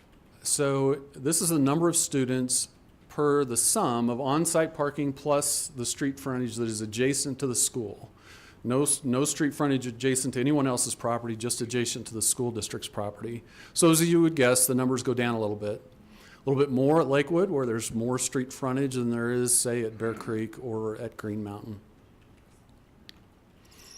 Bus use, these are the numbers shifted to a percentage. So if you take the number of students that ride buses and divide by the number of students in the last school year, you can see how many take advantage of the opportunity that the district makes available. The asterisk on Alameda is because, again, that includes 7th grade through 12th. The others are 9th through 12th. Now, this one's a little bit complicated, but perhaps useful. Those 4 schools each have a boundary. Even though there is choice, school choice, every high school has a boundary, and the students within that boundary can go to that school. They can choose to go to another school if there's adequate facilities. So in this case, I've added up those 4 schools' boundaries and made one larger boundary that encompasses those 4 school boundaries. That boundary, that expanded boundary for all schools, doesn't match the city of Lakewood city limits, as you would guess, but it's close. It generally includes most of the city of Lakewood. There's other high schools that are close. Jefferson's real close. Devlin, Golden may reach into the northwest edge of Lake Mead, maybe not. So this is the number of students that come from within that boundary that is of the 4 high schools that attend each school. So 65% of the kids at Lakewood High School roughly are Lakewood families, the city of Lakewood families. And I have to be careful about my language because some of us are used to saying Lakewood and thinking high school. Some of us are used to saying Lakewood and thinking city. So this is a reasonable approximation at best of the number of city of Lakewood families that have students at each of the schools. So it varies. If you average, or if you look at the gross calculation overall, about 75% of the students at the 4 high schools come from within that enlarged boundary that is roughly the city of Lakewood boundary. So it's Lakewood families predominantly. That's the only point of my very lengthy explanation.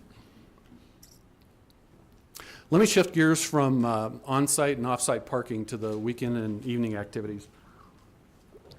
And these are, I'm not making a clear distinction between school-related activities and other kinds of activities. Both occur on these facilities. Somebody talked about utilization of public facilities for a variety of public uses, and that's kind of what this is about.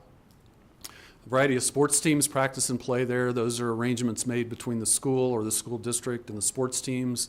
The city doesn't manage the school sites in any way. There's school-affiliated weekend and evening use, of course, as well. You can think of the extracurricular activities that students are involved in. And as you've heard too, neighborhoods or neighbors can use these facilities as well. In a sense, they serve as public parks for certain kinds of activities. Proximity to parking is important. I pointed out on a couple of the other high schools that the parking lots that are on site are closer to things like the backstops at the baseball diamonds.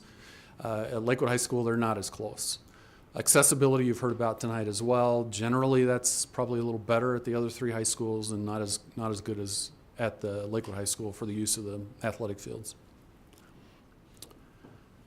And to illustrate that, this is again an aerial photo of the Lakewood High School site, zoomed in a little bit so you can see things a little bit better. The parking lot is in the southwest corner, obviously. The backstop is along 9th Avenue for the baseball field. The softball field's partway between the school building and 9th.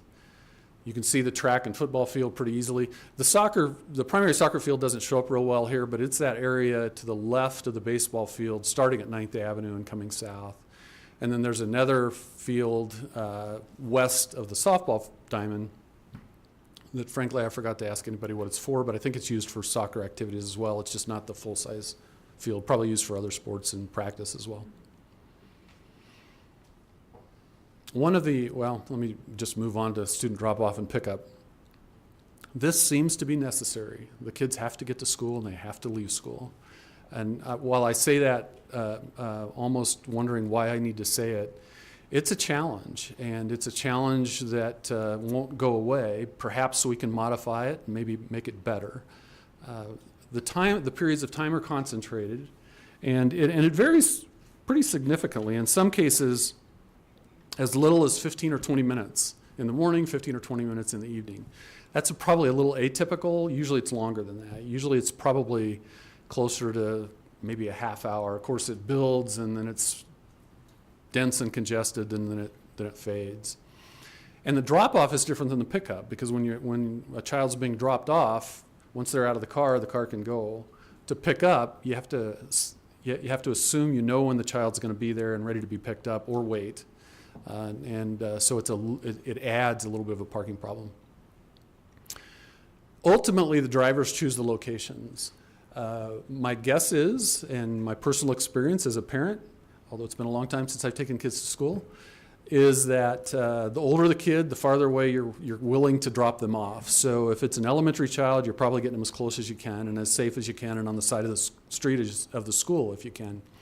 If it's a high school kid and I'm late for work, or I just know it's a real hassle to get through the school parking lot, I may not go through the school parking lot. I may drop them off on Louisiana on the south side of Alameda High School and let them walk that last block, and I can get off onto another street and stay out of the congestion a little bit more. So drivers make choices, and reasonable choices. There is a lot of collaboration that happens between the school district and the city on an operational level and a day-to-day level. And this drop-off and pickup is a good example of that. It's not the only thing. You've heard a fair amount this evening about the need for the district and the city to work together, and I think we need to do that in some areas better than we have. But I want you to know that there's a lot of collaboration that happens as well. For instance, let me come back to that in just a moment. This is a problem at almost every school. It doesn't matter if it's a high school or a middle school or an elementary school or a private school or a public school or all these kids have to get delivered and picked up. And today, that's generally done by car. There are exceptions. That you'll see one picture here in a minute that has 4 buses in it. There are carpools that occur. There are other ways that things are more efficient and less car intensive, but that still is the dominant method. The other thing that happens that collaboratively the schools and the city have to deal with is that every fall there are parents who are new to a particular school, and it's always disappointing to find out how congested it can be. And so there are usually new ideas and new questions that we collectively have to answer about why is it like this, can't we do that, can we do this? And so we get a lot of ideas, and we certainly evaluate all of those ideas related to pickup and drop off and parking restrictions and everything else. But it's a kind of new every year, just like every spring, there are more drivers than there were in the fall. There's also new families every fall that raise the questions.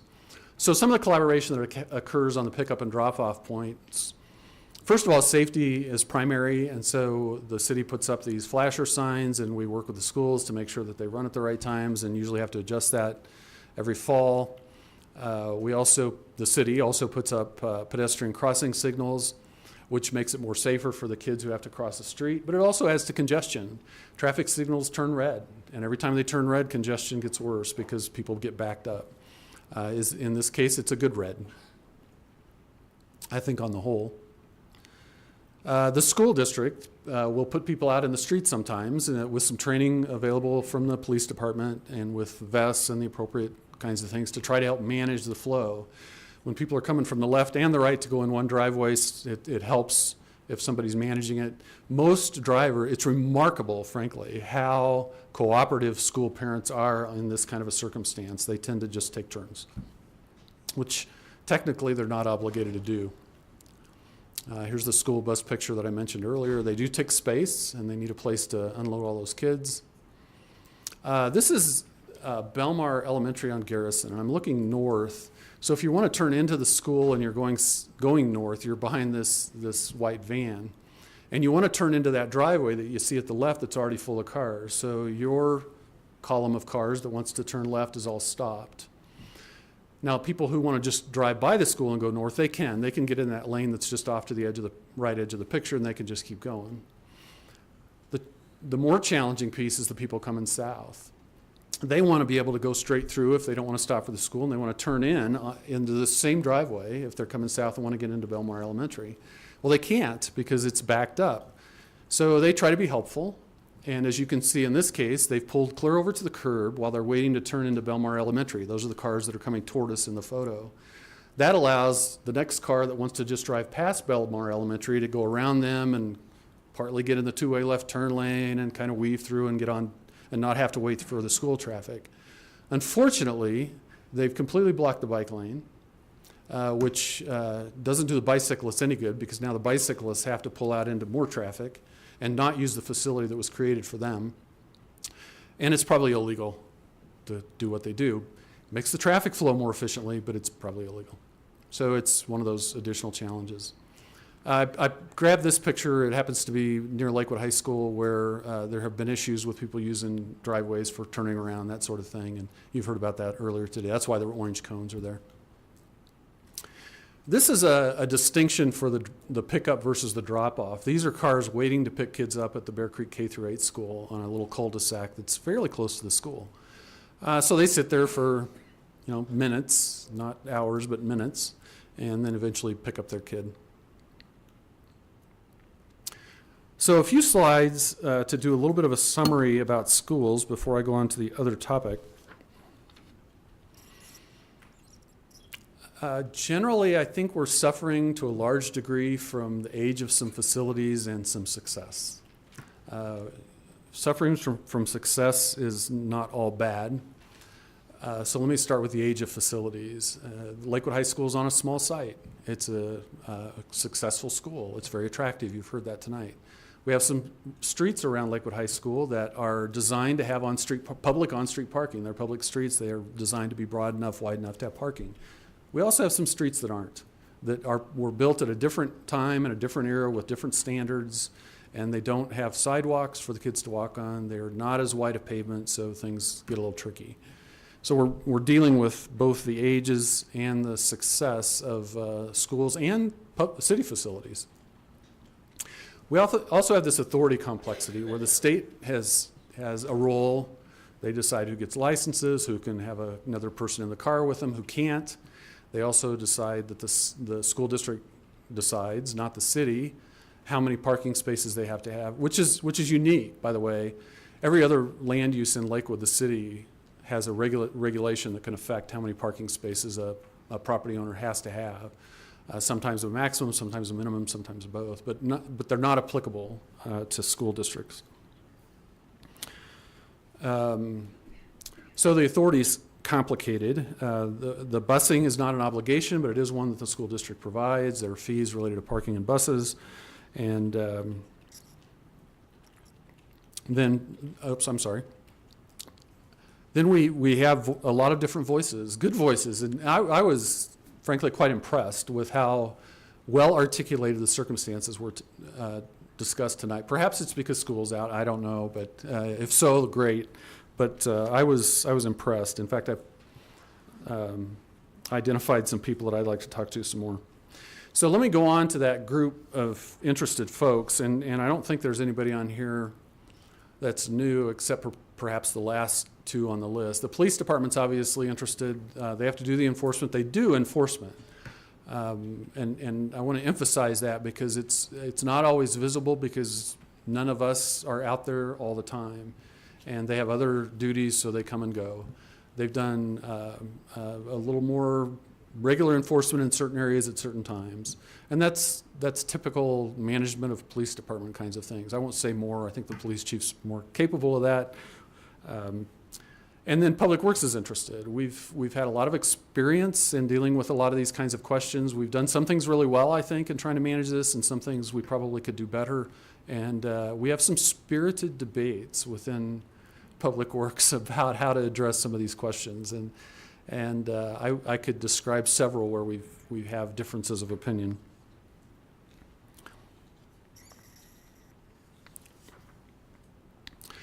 So let me shift gears to the final topic that I'm going to touch on, and it's the one that Mr. Olson spent his presentation on, and that's the parking effects of multifamily near single family. And in that particular case, part of it's related to the fact that there are private streets in the multifamily.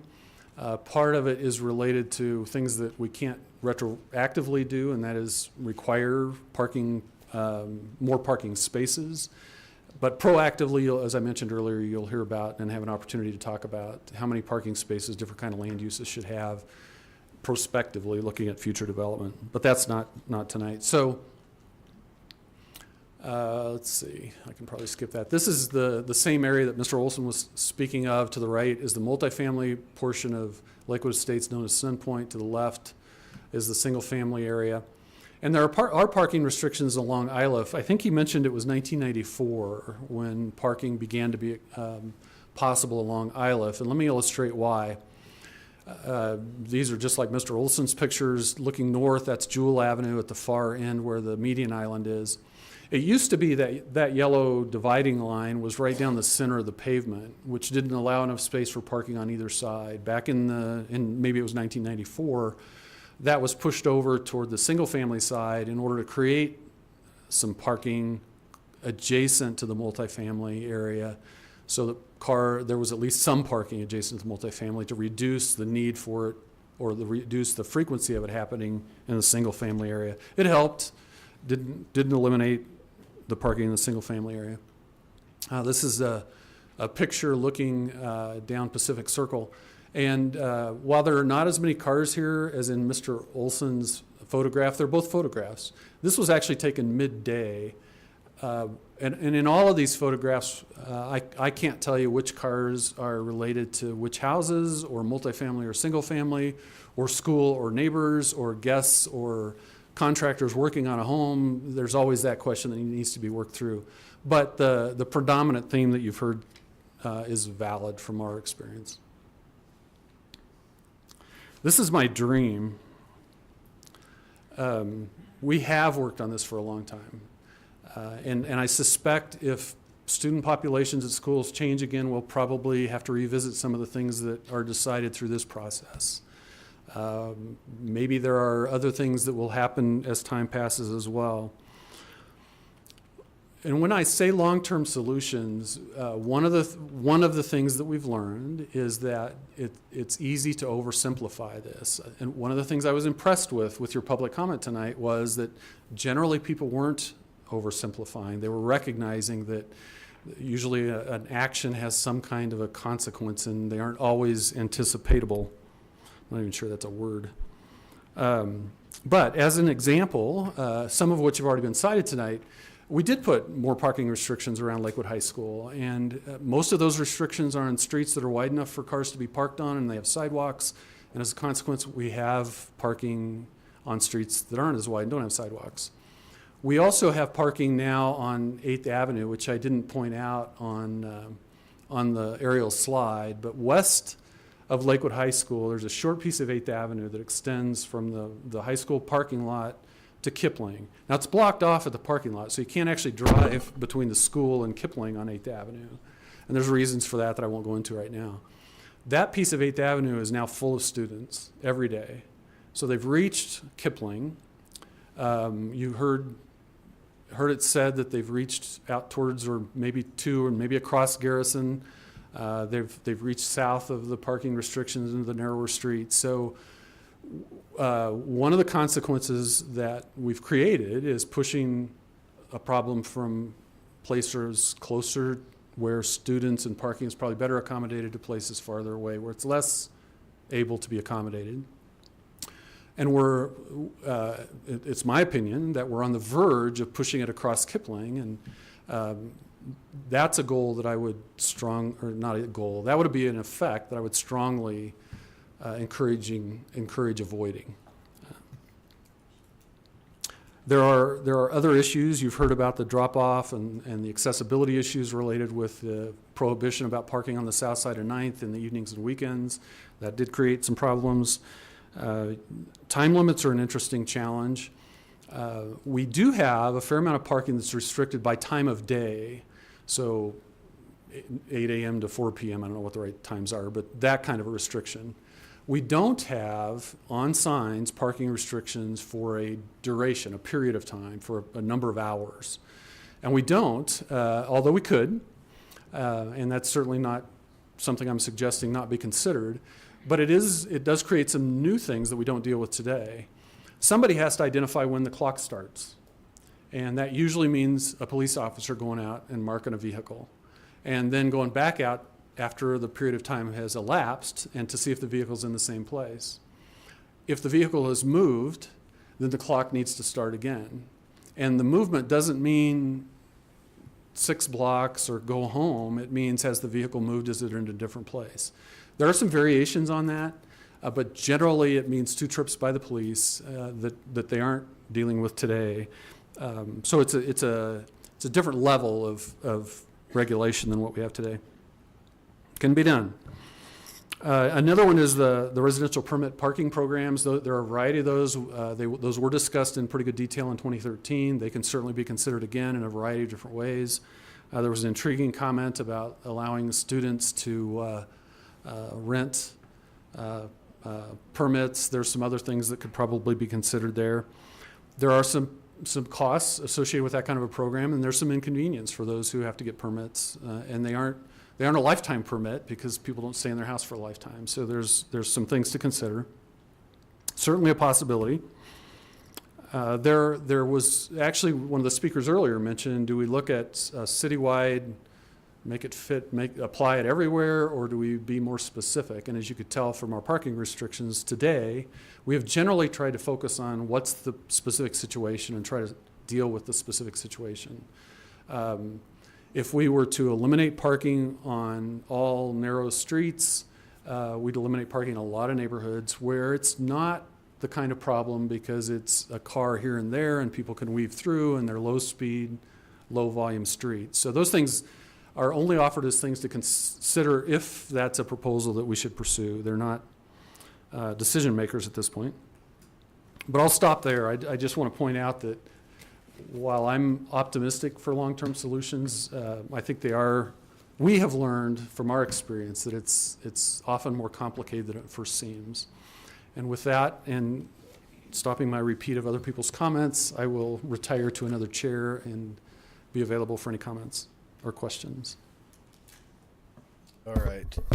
Thank you very much, Mr. Hutchison, and thank you to all the folks that came out and took the time to give feedback and actually extend an offer to say, let's sit down together and try to figure out how are we going to make this happen? How are we going to make this situation better?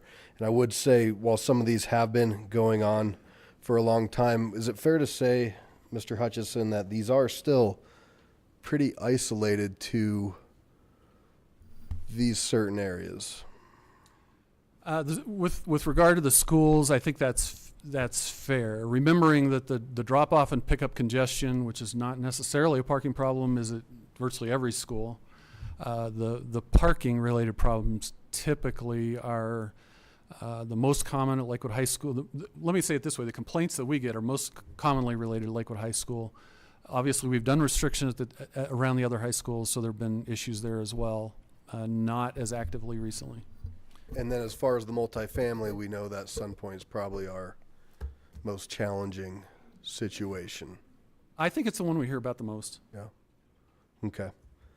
And then secondly, I'd just like to say too, I'd like to thank our police department, our police chief, because there's been a lot of behind the scenes work, not only I guess through the public works, but through what the police have done in enforcement, in after hours, in overtime, in education, and signs, things that probably most people up here wouldn't see, or maybe most of the public wouldn't see. So I know that that's been a challenge as well. We're in a big city of 150,000 people and have quite a few issues, as you can imagine, in different parts. So I want to thank the police department for their willingness and their eagerness not to be meter maids, but to try to make it an equitable situation. Okay. Mayor Pro Tem Harrison. Thank you very much for everyone's comment this evening. It's very interesting because as different people made their comments, I've gotten phone calls from people around the Bear Creek K through 8 Bear Creek High School. That's our ward. Dana and I represent that particular area. And what's very interesting is within about 3 days, I got one call from a gentleman who had gotten ticketed and was very upset about the fact that he had been ticketed for his car. And about a day later, I got a call from a resident who said, couldn't you please get these people not parking in front of my driveway? I can't get in and out.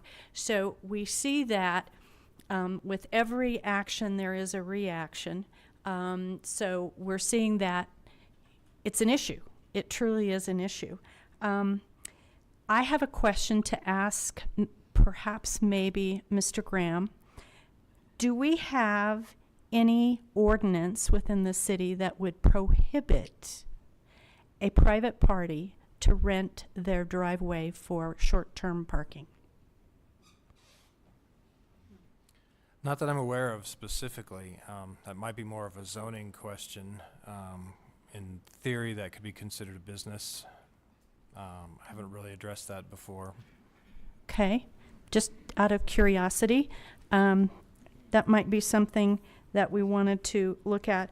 Also, the other thing that I was concerned about is how much staff do you think, and this may be a PD question, if we started, there was several areas that we had recent signs go up eliminating parking or controlling parking, and I'll use K through 8. There was some areas there. How much additional staff time has been turned over to kind of policing, for a lack of a better word, that area? Do you have any idea?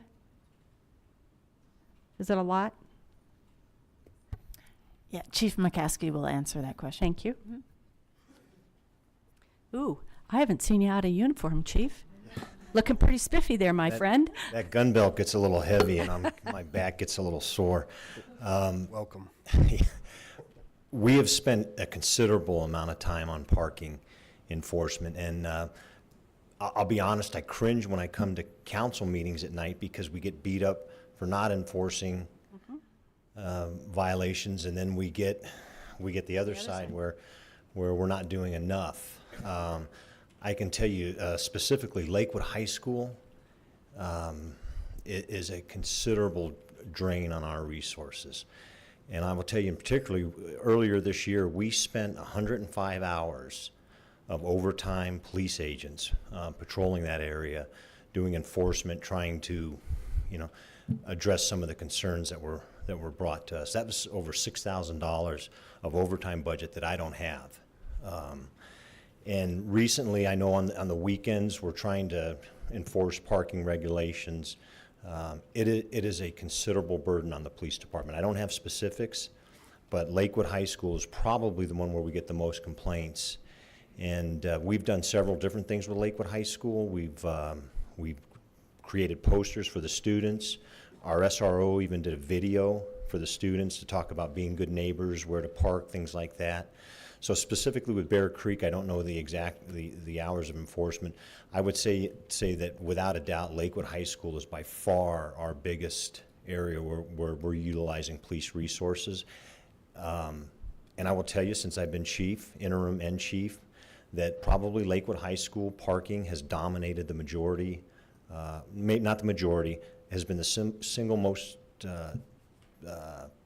issue that I've been dealing with as chief of police. So it's a, and I'm gonna tell you an interesting story. In this, one morning, Director Hutchinson and I met over at 9th and Kipling to look at parking issues at Lakewood High School. I also had my patrol division chief, my special teams traffic commander, my 2 traffic sergeants there with me, Director Hutchinson, and one of his staff. And there was a report of a student that may have had a gun in his backpack. So our SRO and our patrol people were handling that, but the director of security from the school district saw us all at this intersection, pulls up and thinks that this is the command post. And I had to say, no, we're here to look at parking. The school, the SRO and the other patrol agents are handling that issue. So, you know, when you have that kind of staff time for an issue, there's a considerable drain on our resources. So, Thank you. Thank you. I thought perhaps it had been a pretty big drain. Yes. So thank you. Okay. Well, I'm going to leap in and just make a suggestion for all of us to think about. I think we have a tremendous amount of players that are involved in this. I think the school district's involved. I think the families and residents around the school districts are involved. I think the city has some part to this, but I think we need to get everybody to the table and actually start talking about this. I don't think this is something that we can in any way, shape, or form make a quick decision on. But I think we also need to get a lot of input from a lot of different people, because as you've and Director Hutchinson mentioned, each one of the schools has a little bit of a different issue as to where that parking or drop-off issue is, and one plan probably won't fit all 4 high schools, and it certainly won't fit the multifamily. So I'm thinking we ought to just create a parking commission. I'll throw that out there for, I don't know what we're going to call it, but get a lot of citizen and other entities involved in this and try to come up with some good solutions. And I would agree, Counselor. And somebody said it earlier, and Jay reiterated, there's not one size solution that fits everything. And Lakewood High School's on a small footprint. It's our biggest high school. You know, it's on a small footprint of land. There's narrow streets. There's irrigation or drainage ditches there. It creates some unique issues for us, and it's in a neighborhood. And we don't have the complaints from the other high schools. Rarely have we ever heard of other parking complaints. And you know, hopefully I just didn't jinx myself in our department by saying that, but we don't have the issues with the other schools. So, Thank you, Chief. You might want to hang out down here, if that's okay. Mr. Abel. Thank you. I got into this as I was campaigning 2 years ago. Ramey's been involved for 5 years. The neighbor's been involved for 5 years. I'm glad to see that we're finally getting all stakeholders together to come and talk about the issue and presenting all sides of the problem. That's one of the things we've missed. I've heard this characterized as a couple of people complaining. 99 people signed petitions expressing their concern about the parking issue around Lakewood High School. We, in reaction to some frustration at not getting very far in discussions and bringing people to the table, the signs went up on 9th Avenue in reaction to the complaints and not being able to move forward. Now we need to move forward. I agree that we probably don't need a mediator. That suggestion came from elsewhere. We've had a couple of interesting Ward 1 meetings in the last couple of months. There has been a good, firm discussion, and I think we're making some progress. We need to find something that's going to be mutually beneficial, and as Mr. Schechter said, we're not going to find a one-size-fits-all solution, and we're not going to find a solution that makes everybody happy. In fact, I agree with him. If we come up with a solution that irritates both sides equally, we're probably there. But it is something we need to work on. I agree that the problems are citywide, and each problem will probably take a different solution. The Lakewood High School parking issue is going to take more than one solution. We have to find a combination of things that will work and try to make it as mutually beneficial as possible. And again, I think getting all of our stakeholders together is the way to do that. But I'd like to leave one thought. 2 weeks ago on Monday, when we had the hailstorm, I got an email from a gentleman who has been one of those 99 folks who have expressed their concern in no uncertain terms. And the email said, as I send this, my living room is full of Lakewood High School students. They were caught in the hailstorm, and they were getting beat over the head with huge hailstones. He invited them into his house so they would be safe. And I think that the concern for these kids is primary among all of us and among the neighbors, as well as the parents. Certainly is for me. So the neighbors are my constituents, the kids are my constituents, the parents are my constituents, and I want to find something that works for everybody as closely as we can make it, tailor it to do so. Thank you. Thank you, sir. I have Miss Shakti. Bless you. Somebody. A couple questions. This one we might not have an answer to, but I thought it was interesting. The difference in the rate of taking buses was pretty dramatic. Do we have any idea why? It goes from like 1% to 12%. I do not. It's voluntary, first of all, as far as I know, but I can't tell you why. An interesting thing to add to the conversation as we go, probably. Other questions? So if there are areas that we want to limit parking, is there a method of doing that works better for the police department? Counselor, I don't know if there really is a good answer to that. We work with Public Works and placing of these signs, and we look at the traffic flow and things like that. But there's really probably not a one answer that there's a better way to enforce or to move traffic or parking than another. Well, one thing, it seems to me that the technique where you have to chalk and then ticket might be more time consuming. Yes, and I will tell council, the police department does not have the resources to do that kind of enforcement because, for example, a patrol agent would need to be at a certain spot at say 6 a.m., chalk those tires, and then hopefully not get any other calls for service, and then 4 hours later come back and look and see if those cars have been moved or haven't, and that's highly unlikely that would be able to do that. And between signage and permitting, do you have thoughts? And again, they're good ideas. They're very labor intensive.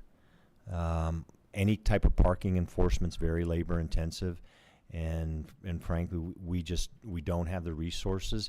And I think from a policy perspective, utilizing trained police agents that have extensive training and background to do parking enforcement is not a good use of taxpayer funds. I think if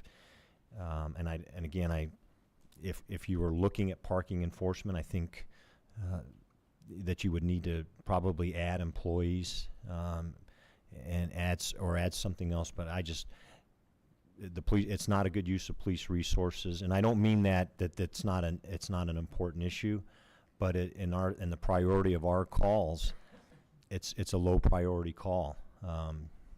So, and parking is very labor intensive to enforce. Okay. And now I'm moving to my next question. At some point, this is probably a legal question. Can we require Sunpoint to allow residents to park in their visitor spots? So Sunpoint is interesting because there's enough parking, but it's not totally clear what we have the power to do. So can you help clarify that? Well, that's an interesting question.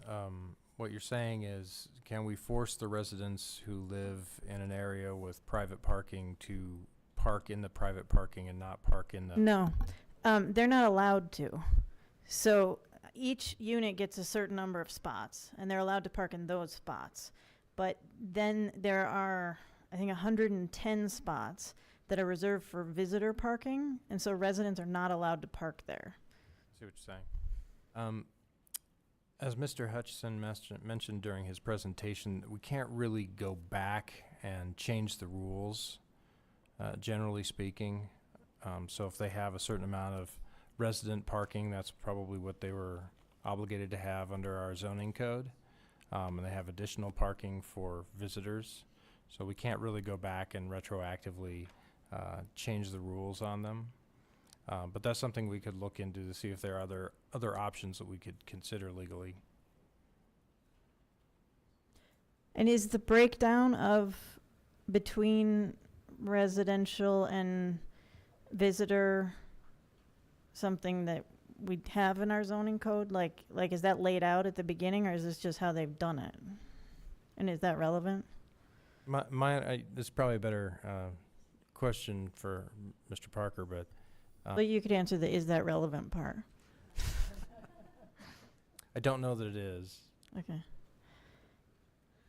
I may be able to add a little bit, having been here a long time.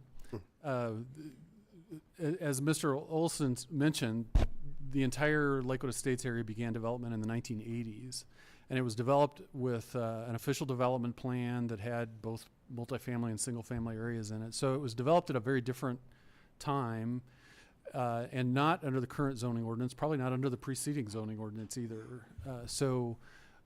That's one of the reasons that we've not addressed current zoning requirements, because they aren't able to be retroactively imposed, even though that topic will come back to you. That's not a complete answer to your question, but hopefully that's helpful.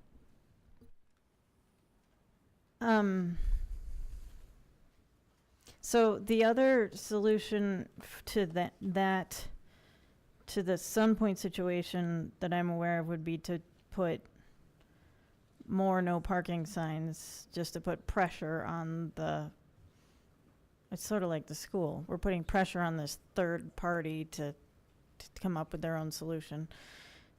Do you have other thoughts in terms of what might alleviate the parking issue at Sunpoint? You know, I didn't come tonight prepared to make specific recommendations. There is a distinction between Sunpoint and the schools, however, in that there is parking. Well, I'm not sure it's relevant, so I'll drop that. But the city could do something on the public streets in the public street portion of Lakewood Estates that would make it much more difficult for anybody else to park on those public streets, including folks in Sunpoint. Whether or not that's the right answer, I would not sit here and recommend that right now. You're saying that like it could put up signage or whatever that, right? Some kind of restriction, as was suggested by Mr. Olson. I wouldn't sit here tonight and try to recommend that or a variation of that until we get, whoever we is, get a chance to look more completely at the question. So it would be indirect. Okay.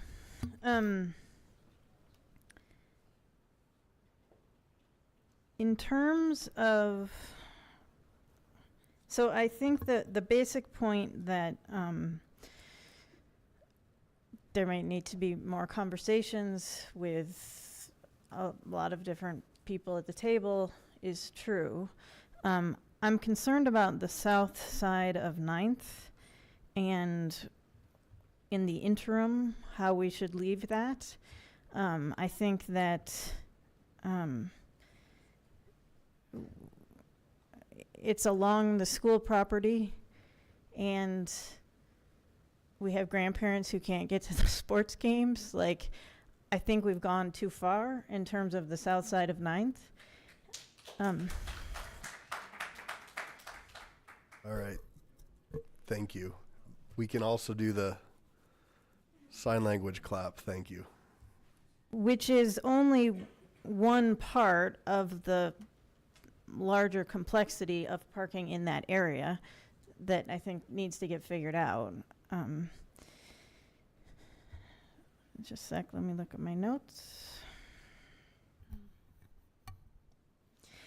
I guess just to add in terms of that larger complexity that needs to be figured out, the two concerns that come to mind in terms of finding the right solution are the narrow streets, so like that trash truck seemed a little ridiculous, and we don't want kids crossing Kipling, sort of pushing kids out issue.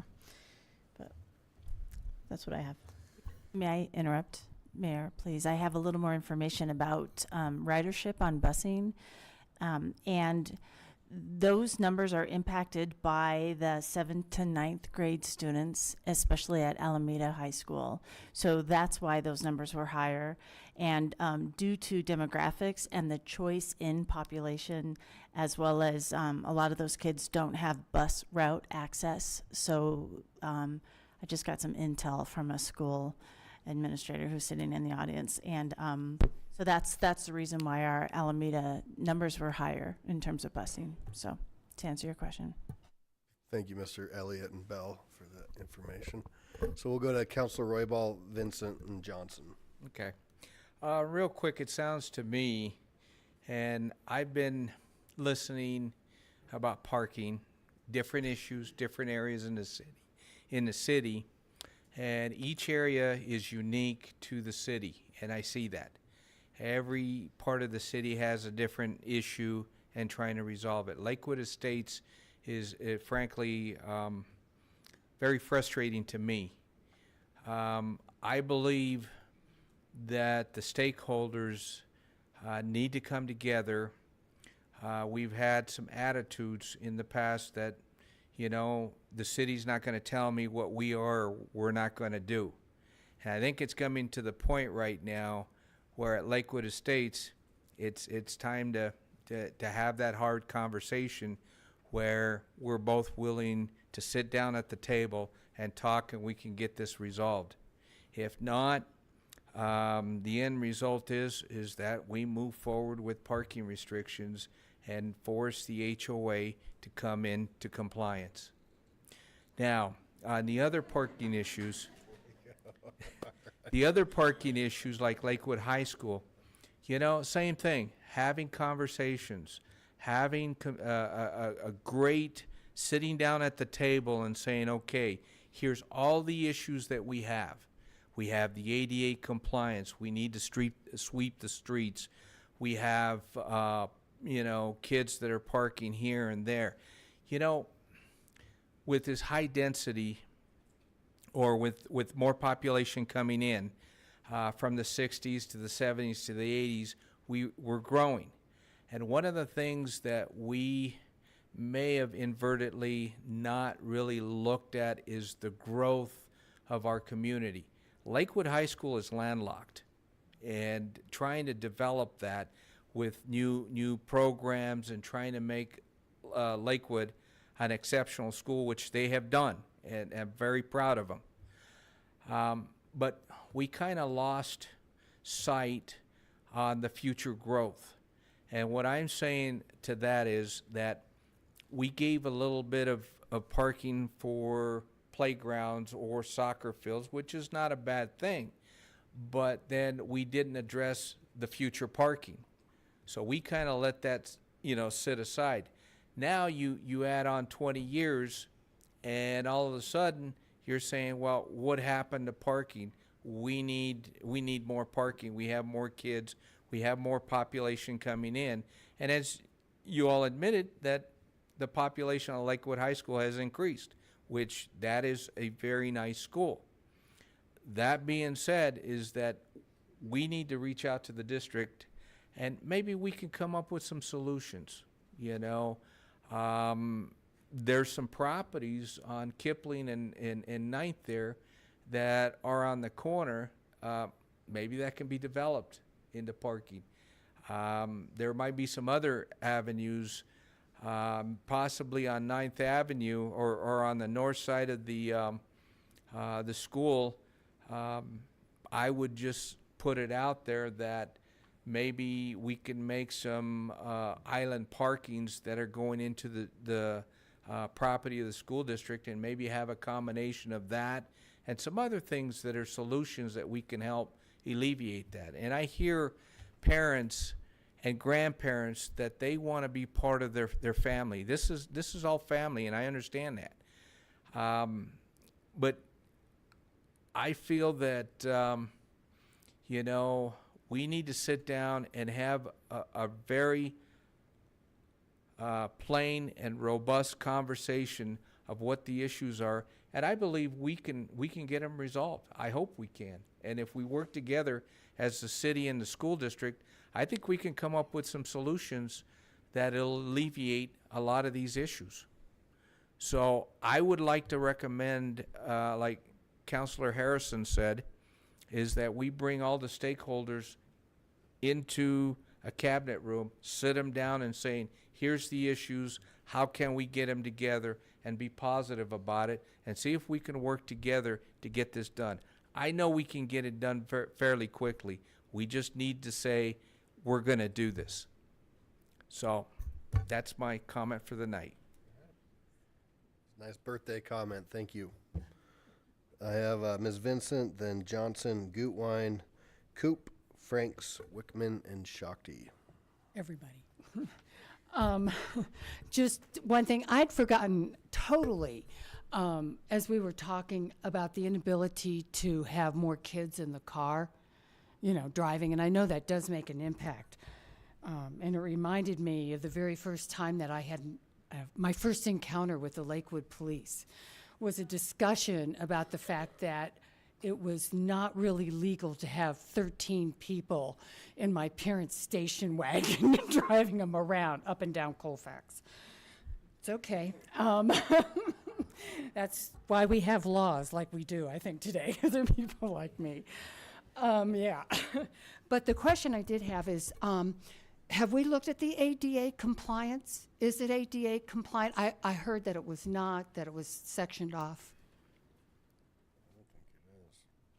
The obligation for accessible parking spaces is an obligation of the provider of the facilities. The facilities we're talking, I'll get real technical first and then back up a step. So the facilities we're dealing with are school facilities, and the nearest parking spaces, as you saw in the Lakewood High School aerial photo, is quite some distance away. So that's the technical answer. The city is not obligated to provide accessible parking spaces on public streets, and we don't anywhere else in town. But the fact is that up until the recent changes on the parking restrictions along 9th, if you got there while there was still space along 9th, anybody could park there, including people who either needed to drop off equipment or drop off kids, or even just drop off somebody who needed a shorter route to the stands, or park that closer distance. They could. That's been eliminated on evenings and weekends. That south side of 9th currently does not allow parking legally on evenings and weekends. It's further There's a further factor, and that is that, as I understand it, and I've heard this secondhand, there was maybe it was a grant, I'm not sure how the funding occurred, to make it accessible from the public sidewalk on 9th to the baseball field stands. So that investment was made by somebody, and now you can't stop to utilize that investment for the purpose in which it was created. So 2 parts to the answer. One is the problem is real. It's technically not a city problem, but I don't want to focus on that, because that we've got a lot of that kind of stuff where we have different jurisdictions with different obligations and authority. Okay, so I'd like to offer, if we do have this committee, that is one thing that they seriously look at, is the drop-off and the accessibility for people. Thank you. Ms. Johnson. Thank you. This night has been a long time in coming, and I appreciate that the city is giving this an evening to itself and a study session. Thank you. I'd also like to thank all of the people that came tonight in your honest and open testimony. I appreciate it. Everybody needs to hear all sides of this. Thank you. It's apparent that folks are not going to give up their cars, and neither are students. Increased density and our zoning ordinance do play a role in this. Let me get to the situation around Lakewood High School, because that's what I'm actually most familiar with. The reality is, none of us here tonight were involved when the seeds of this were planted. But we are needing to find solutions to a situation that we did not create. Originally, when Lakewood High School was built, it was built for 850 students. 10 years ago, when it was rebuilt, it was for 1,700 students. I'm hearing different numbers. Additionally, the orientation to the front entrance was changed. In retrospect, that should have been done differently. At the time it was rebuilt, little consideration was actually given regarding doubling a high school and looking at the parking needs of a high school regarding students and driving. Since I have been on council, the major attempt to address this has actually been signage by the city. Recently, as you've heard, more signage was put up with increased enforcement. This was a recommendation of ACIC, and the signage did not go up until that recommendation happened. All schools have some kind of signage, and they're specific to each neighborhood. That is absolutely appropriate. And I do believe that there's likely not one answer that is going to be specific for all of the schools. Unfortunately, the issues of parking and speeding, the traffic around the schools have bled into other areas and have created a lot of confusion, a lot of anger, a lot of frustration. Things like student behavior, smoking, loitering, jumping on a roof. To be fair, I honestly believe the majority of the students at that school, 95% of them, do not behave poorly. There's a few students that are causing increased frustration and anger within the neighborhood. And last, another issue that has come up is the increased usage of the fields to 7 days a week. Also accompanying that is the noise from the speakers that are being used. Everything at this point has become a flashpoint. There is increased road congestion even in the evenings. Garrison is defaulting, in my opinion, in the afternoon and in the morning. I live close by. What are some of the solutions? First, I think we really need to have an honest dialogue with the school board, with council. Sit down. I believe that they have been approached to meet with us. I'd like to see us pursue that. We have a new principal, Dan, who I for the first time met Saturday. I was very impressed and appreciated the way that you are addressing this and your spirit that you're bringing to the table. Also, we have a new superintendent. And to be honest with you, I am extremely hopeful now. I do think that there needs to be a rethinking of using the fields 7 days a week. There needs to be an openness to using fields at other high schools. But to be honest with you, I don't know what the quality of those fields are. And the athletic programs, they really need to have good fields for the kids. This is ultimately about the students. I'd like to see us take a look, see the school board and the school take a look at increasing parking on the school campus itself. I know that's going to be tricky. There is a grassy knoll on the west side. At least look at it and see if that's feasible. Ultimately, the population at Lakewood High School is going to need to be reduced, and that is not going to happen overnight. Dan was talking about that Saturday. That's just not going to happen immediately. I'm not sure why. I've heard other people say that IB programs have been tried at other schools. To me, that makes sense. Lakewood is a success. That's why the school is bulging, because parents want their kids to go there. It's an awesome school. It's an awesome program that you're providing. But I'd like to see the school board look at other schools to see if you can't use the template from Lakewood. Take that to some of the other high schools and try and get some of the pressure off of Lakewood.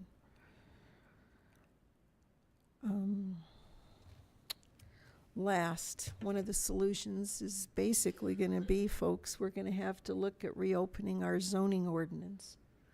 And there's language in there regarding density, regarding parking, as it deals with group homes. And again, I support a moratorium short term until we can get a handle on some of these things.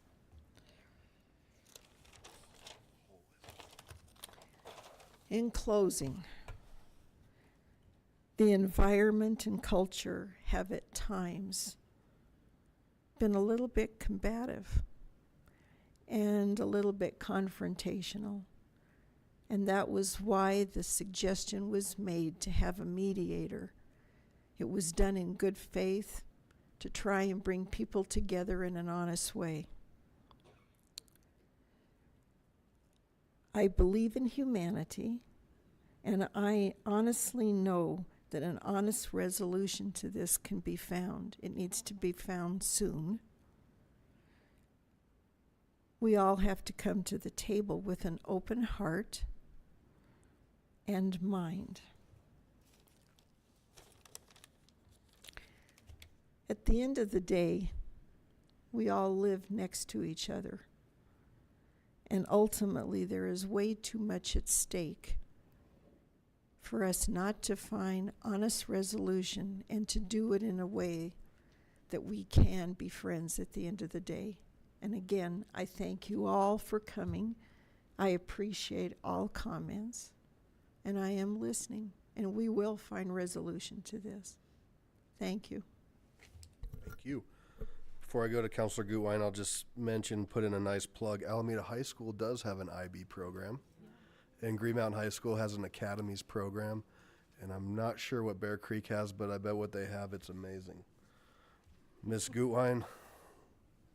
Thank you. thank you so much to everyone for being here. And I just also want to thank Jay for that awesome presentation, but also all the work that you have put in over the years. And our police department also for all the extra work that you've done to enforce this issue. And I think it's unfortunate that it has been such a drain on one of the most important services that we provide in the city. So thank you for all the effort. And thank you to everyone that's here tonight. This is so awesome to see so many people involved. And I really want to thank the people from the school and whose kids go to the school or grandkids go to the school for being here tonight. In the past conversations, I think that voice has been missing, and I know it's really hard with kids and students and all that stuff to make it here, and it's so important that you're here tonight, so thanks for taking the time. I think Lakewood, we've heard a lot about this, but it's just Lakewood High is such a source of pride for our city, and so I'm really thankful for Lakewood High and the IB program and all the opportunities it offers our kids and my kids who will someday be going to high school in Lakewood. So, and also just the baseball program too, because my kids are both enrolled in the baseball, they're softball and t-ball at this point, but you just learn such amazing values. These athletics and education is so important to our community. And so thank you for being here. And to the neighborhood, I also it's important that you feel safe in your homes and that you get to enjoy the, quality of life that you've invested in. So thanks to everybody for being here to be a part of the solution. And I'm going to steal a line from Jay and say, this is my dream.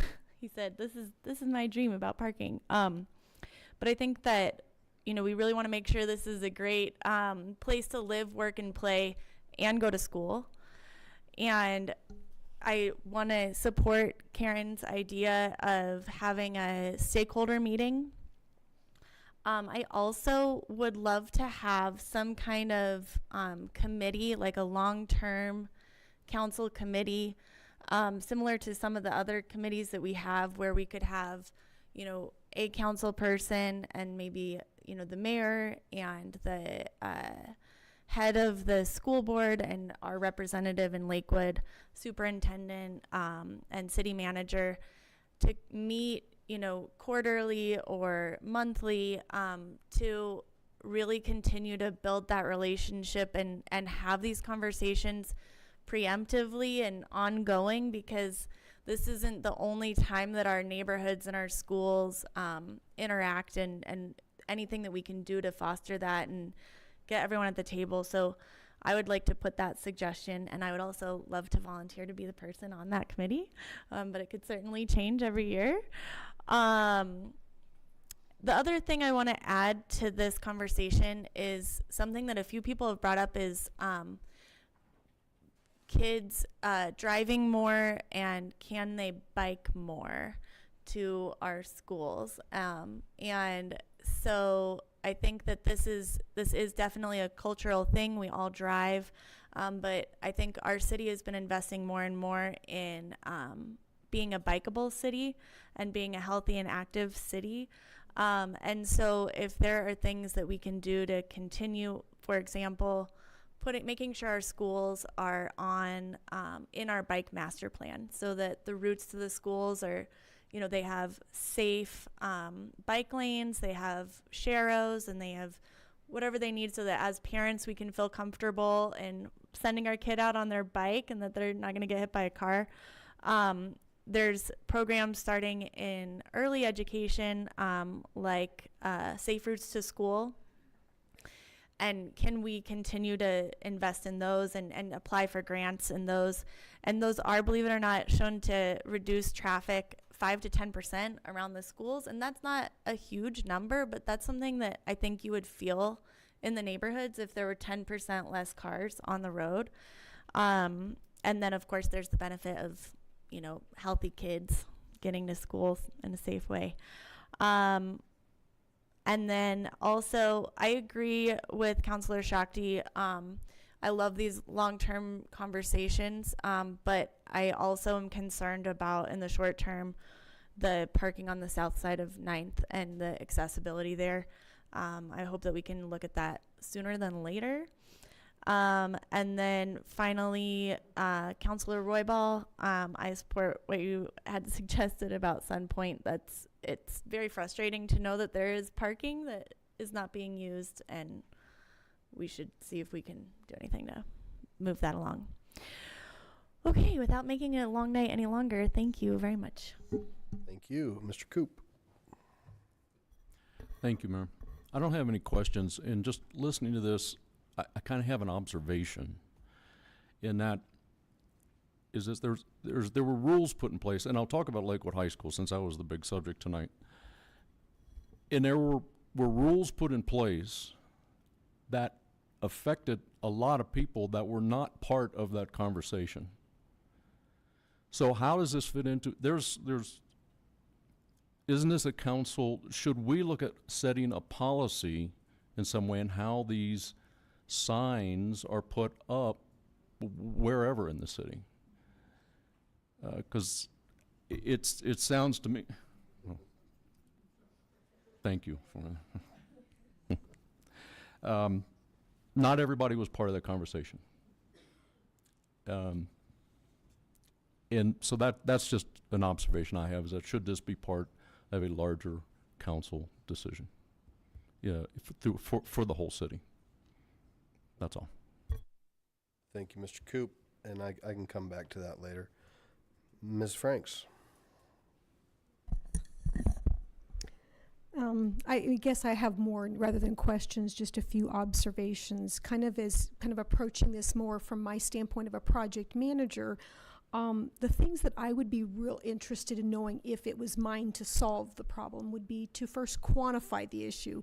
How many vehicles do we have that are off campus? So, to get a number, so then we can kind of understand the magnitude of what we're trying to solve. Because sometimes that will start to feed into creative ways that you can move forward. I'm looking at a Google map now, which it doesn't say what time of the day it was taken, but the parking lot's not fully utilized. So I would want to have a utilization type of it to see, are we really maximizing that? And I know a woman spoke tonight and said, well, the fee is cheaper than the maybe the tickets are, but you have to realize some people are risk adverse and some people are risk tolerant. So there's a wide spectrum of people. So you're trying to understand, what is the overflow? Is what we currently have being utilized to the maximum potential? I understand there might have been some pushback against maybe mediation, and maybe that's kind of maybe too strong, but I would say if we bring stakeholders together, that it's a facilitated discussion, that it actually starts out by having some creative what-if thinking. It also asks the school district what things they've already considered and what things may have been cost prohibitive, because we don't want to take those things off the table just because something is cost prohibitive, maybe because their funding is limited. That doesn't mean there's not ways to solve those funding issues. So I'd really like to kind of that whole alternatives analysis, options, but what am I really dealing with? And I think it'd be really helpful to quantify that. Also, I think it's important that we, in this facilitated discussion, which is where I'd like to see it go, people doing their homework, bringing their ideas, bringing their what-if, pie in the skies, because sometimes those can generate good ideas, but to get at least 1 to 3 members of that group that come together that are from the student body themselves. I think that sometimes we may be thinking, about something and not bringing the broadest swath of ideas forward. So, because I was looking at that piece of that'd be the eastern side of the property, and it looks like there's a drainage area, and I don't know if that can be put underground, the infrastructure. So I'd like to see if we can kind of take a look at that and say, could we build some underground infrastructure? What would that cost? What could be some possible funding mechanisms? So this is actually very exciting for me. I mean, there's a problem to be solved, but I think it has to be done in a way where it doesn't just put a group of people who already have opposing views and different things together without some good structure and some other things around that to make sure it's highly productive and that we can get to an answer sooner rather than later. So just a lot of observations. There was no question in there. Thank you very much. Mr. Wickman. In interest of time, I'll pass on the thanking everybody. I have two quick throwaway thoughts. Number one, in my hometown of Illinois, we had the same problem. And what the school district did was buy a couple of houses across the street, and that eliminated those complainers and got extra parking. Second thought was that I saw a couple pictures of some very broad streets. I don't know if they're around the high school or not, but I saw a couple pictures. Why not put some diagonal slanted parking spots along those streets? Now, to get to my real point. What struck me tonight is we seem to be micromanaging where to put the signs up and stuff like that. And I don't feel comfortable. I don't know the situation around Lakewood High School. And I just think it's counterproductive. It seems to me what we ought to be doing is looking at a generic solution.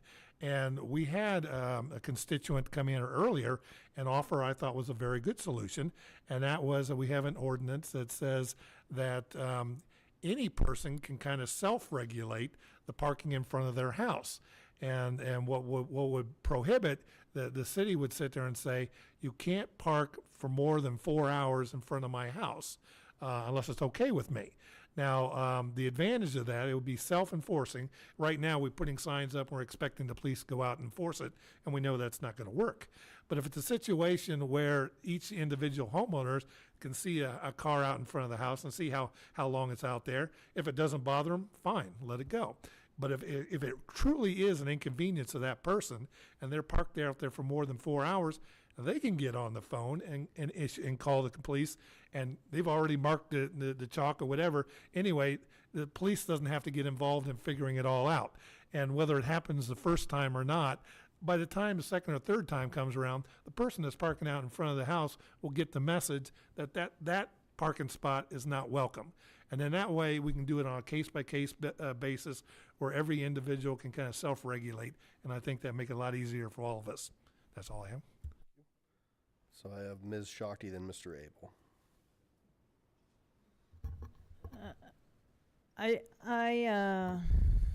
It seems like we're leaning towards creating a forum for conversations. I guess one question is, are we creating two forums? So one for Lakewood Estates and one for Lakewood High School? Because it seems like it might get confusing if we don't. And the other is, I think that it's really important that our perspective of cost and the realistic costs of the different solutions is forefront in the conversations. And then in terms of the signs, the acting more quickly to take down what might be the signs that are making it so that not everybody can get to the baseball games.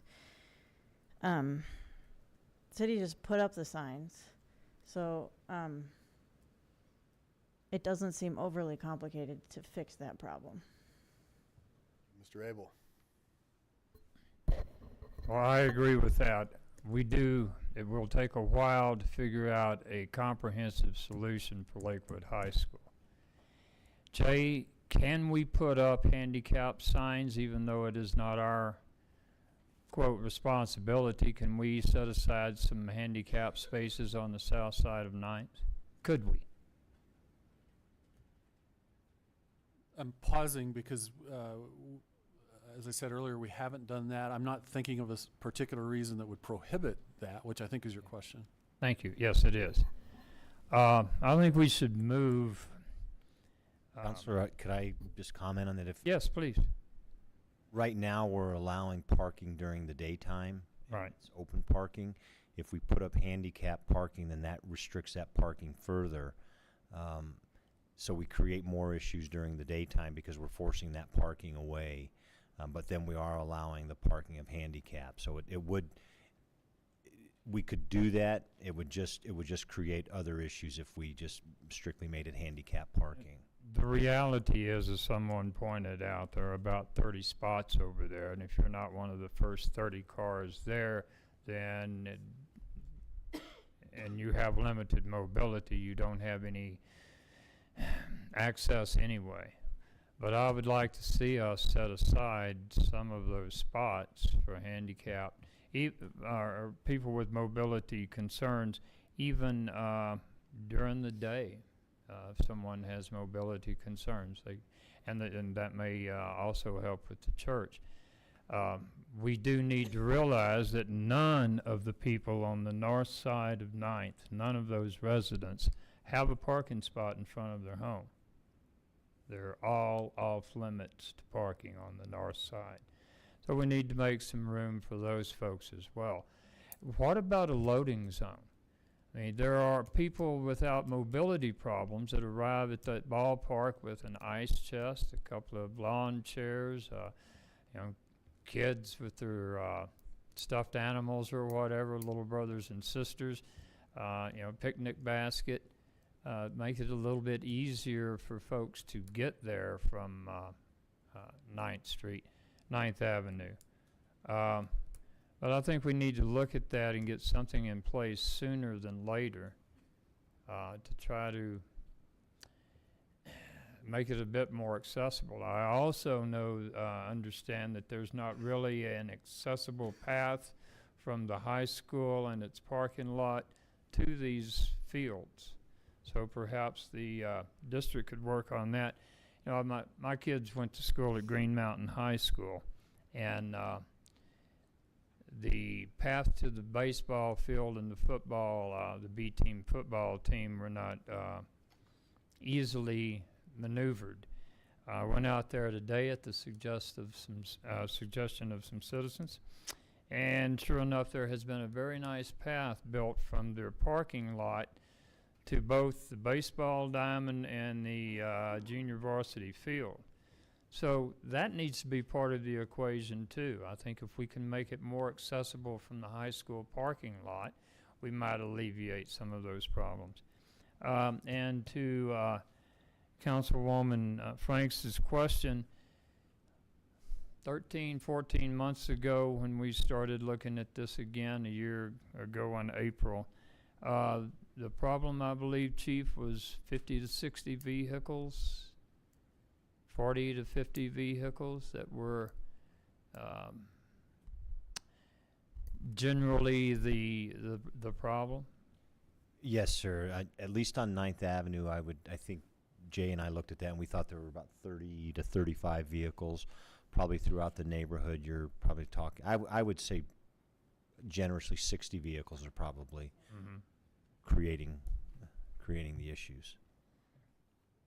And I don't know what we do with those 60 vehicles, but again, I think we need to move to make those fields a little more accessible, but we also need to allow some space for the neighbors to park over there. I mean, the folks on the north side of 9th have no spots. So, thank you. Thank you, sir. All right, so I kind of have a summary of what I've heard, and before I go to that, I just want to take a moment because I know our staff spent some time in another community looking at the suggestion that Council Wickman spoke about, and I just want to get some feedback from staff, whether that's Mr. Hutchison or the police chief, on how that works in the other communities. Yes, sir. We did visit another community in Adams County that has that parking ordinance that you can only park on a residential street for 4 hours without the homeowner's permission. And much like us, that organization did not do a lot of enforcement because it was a low priority, and there were just a lot of issues with it. And then one of the things that you have to, if there is enforcement, generally the homeowner has to, when I say sign a complaint, they have to be the reporting party, which means they have to be willing to go to court as a witness on those cases. And they found that the homeowners were reluctant to do that. They wanted someone cited, but they didn't want to have to go to court to testify, because it's going to court's a little uncomfortable, and it's not, a lot of people are uncomfortable with that. So while they did have that ordinance, they did not feel that it was beneficial, that it was easily enforceable, and that it made really any significant difference in their parking issues. Okay. Thank you. All right, so this is what I've heard. I've heard a lot of different things. So I think what I'm getting at is some sort of parking commission. And what does that structure look like? And I think we have some urgency in some of the issues. And we also have an opportunity because school is out. So we could try to get something done, especially school related, before the kids are back. I believe we need a commitment from the school district to potentially be a part of this conversation. I don't think it's limited to our high schools. When you look at our elementary schools and kind of the dropping and picking up programs with our elementary schools as well as our junior highs, maybe all encompassed into this conversation. And to Councilor Shakti's point, I don't think it's separate at all from the issues that we're hearing about pertaining to our folks in Ward 3. So we have stakeholders here tonight. It would seem like we would need to get, especially related to Mr. Olson's group, the property management companies. And I did reach out to one, and that's why I asked, because my understanding was that there are two. One of them seemed receptive, but then I was told that may not be the folks that we really want to be reaching out to. So it would be citizens, stakeholders who are here, school district, and our staff, and council. And so putting that all together could be, how big do you want it? It could be big. It could be a representative from each ward, and then I'm open to suggestions. Ms. Hodson, looks like you'd like to weigh in. I would, if you'd allow me, we do have a great resource, which is through Jefferson County, and they offer expert facilitators. This is what they do for a living, and it happens to be at no cost to the city. So I have already reached out to them in the event that that may be the direction that you wanted to head. So we may be able to bring a large group together with a facilitator from the county and let them help kind of unpack what those issues are and how to best approach those. We have different interest areas with the multifamily and then around the high schools. We also have issues that are really imminent to deal with right away, that maybe we can have some solutions first and then look at the longer term, like some of the issues around 9th Avenue and the access to the fields, et cetera. In speaking to the administration at the schools, they do have some ideas after hearing some of these latest conversations. So it would be really important for them to weigh in and to so we can listen to what kind of potential solutions that they might have. After all, they live there and manage those facilities. So maybe, I think we'll find some good resource there as well. So that's a thought. If you want, we can reach out. They know of this issue. It would just be a phone call to get this started. And when you say the county, you mean Jefferson County Mediation? Yes, sir, I do. Thank you. Not Jefferson County. Oh, not the schools. You're right. Or the county. That's what I meant. Ms. Franks. Mediation. The only thing I would caution is bringing together a very diverse group of people to begin with. I would probably recommend, and they may recommend as well, that you do some focus groups. You bring some folks together, get some real good consolidated ideas. It's just that I can just imagine the breadth and depth of the discussions, and folks are going to want to come to talk about the things that are most important to them. So I think if we can kind of look at maybe doing 3 or 4, whatever that looks like, maybe it's schools, maybe it's high density, maybe it's narrow streets, pulling those focus groups together and then having those groups then kind of have a representative to come together. Too many folks and you're going to find that it's just not going to be very productive, is my experience. Ms. Harrison. I would just add representatives for some of the PTOs or PTAs, whatever you want to call them in the school, because I think those parents are the dropping off and picking up portion to this question. Thank you. So Ms. Hodson, if we could, and I think that's a good point that was just brought up by Ms. Franks, let's see in their experience of facilitation how best they want to handle and maybe seek a recommendation. But there is an urgency, and so we'd like to see this taken care of sooner than later.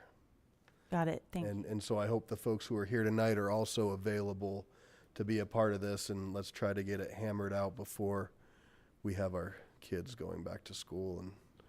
And It looks like we have contact information as well on the people who spoke. At least we have phone numbers. Mayor, may I ask that our interim superintendent just say a few words since he took the time to be with us this evening? It's Terry Elliott, and he's the interim superintendent and has been a part of really helpful conversations during his term. This is Terry Elliott. good evening, Mr. Elliott. Thank you. Good evening, and thank you for inviting us here tonight. And I think I have a unique perspective. I was a student of Lakewood High School in the 80s. I was a teacher in the 2000s there, and I've had the pleasure this past year of listening to a lot of these concerns. So I've seen that problem, and I can tell you in the 80s, 2000s, parking was a problem. We built that school actually at the time that I was on the design advisory committee as a staff member for the new building. It was built at a time when we had over 1,800 students in the building. It was set around 1750, knowing that your high schools can accommodate larger than your actual seating capacity. After we built the school, lots of things changed. The laws on driving changed. The number of activities that all schools offer has increased, and utilization of fields has increased. And we try and be a good community citizen, offering our fields and access to all our facilities to everybody. I want to point out that your city council support team here behind me that's been speaking tonight has been very proactive in reaching out to us. And as a matter of fact, Principal Dan Bach and Chief Dan have already kind of committed to getting together on a regular basis and bringing a group of stakeholders together and working on this problem. We will support full 100% any type of committee that comes together, stakeholder group, and the facilitation that Ms. Hodgins is going to put together. We want to be a good community partner. Lakewood is a proud part of Jefferson County Public Schools, as are all our schools. And having been a principal at elementary and at a high school, pick up, drop off is a nightmare everywhere. It's the reality. We built our schools for people to walk, for kids to ride bikes, at a time when that's what was the norm, and it is not the norm today.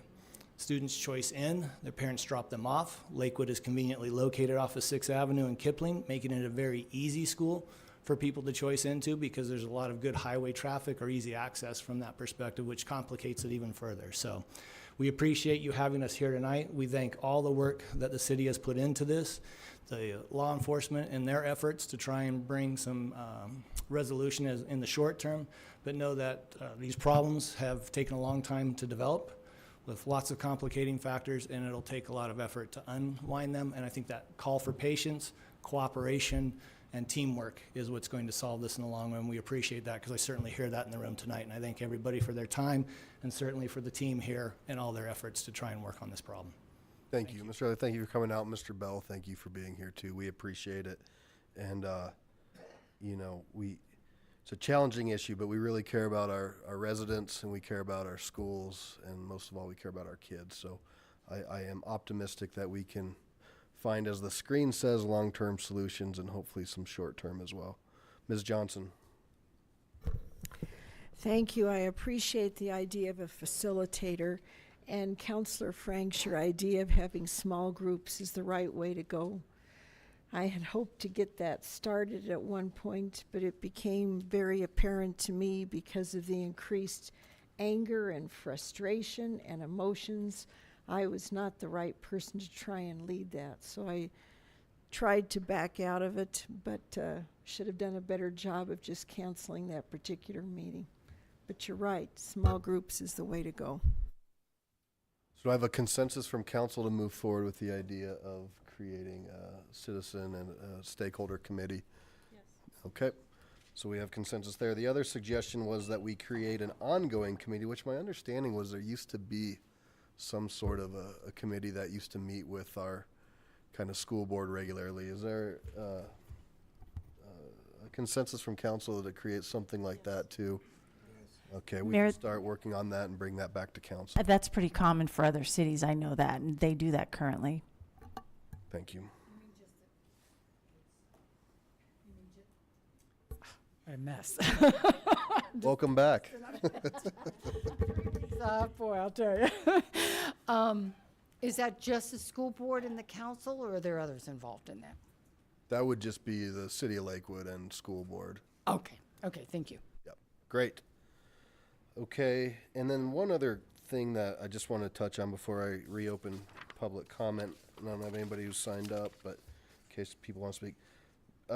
Mr. Coop mentioned the sign policy, and you're absolutely right. I mean, this kind of got a little bit to the point where things were being directed, and I think what's come out of our retreat and different things is really trying to find that separation of council and policy versus really the staff level type things.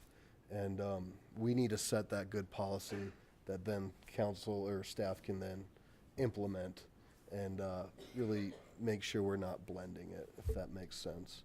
And we're all learning together, and right, wrong, or indifferent. And I think that's kind of what happened and how we started having signs here and there. And so to have a real solid policy is, I hope, is I think the way that we can move forward and not have this happen again. All right, I'll reopen public comment. Anybody wish to speak? Mr. Bach. Ms. Duffy? Thank you. Can I say one more thing? Sure. I'm very pleased. I'm very pleased that you're going to go forward with this. As we presented that 35-page document to you in March with the 2012 and the 2013, but it sounds like there's really going to be something done now.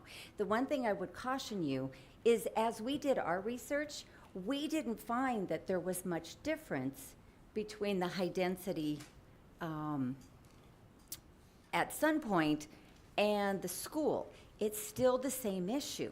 We tried to look at them differently, but I'll just caution you, separating the two, you're going to wind up putting them back together, because the parking in the neighborhoods, whether it's by a student or someone from a high-density condominium complex, it creates the same issues. So you might want to look at trying to keep that issue together. Thank you. Mr. Bach?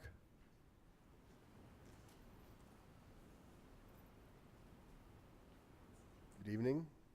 Welcome to City Council. Welcome to your new position at Thanks. I like Lakewood to call High this my School. summer three-piece suit. Shoes, jeans, and a shirt. We like it. There we go. Good evening.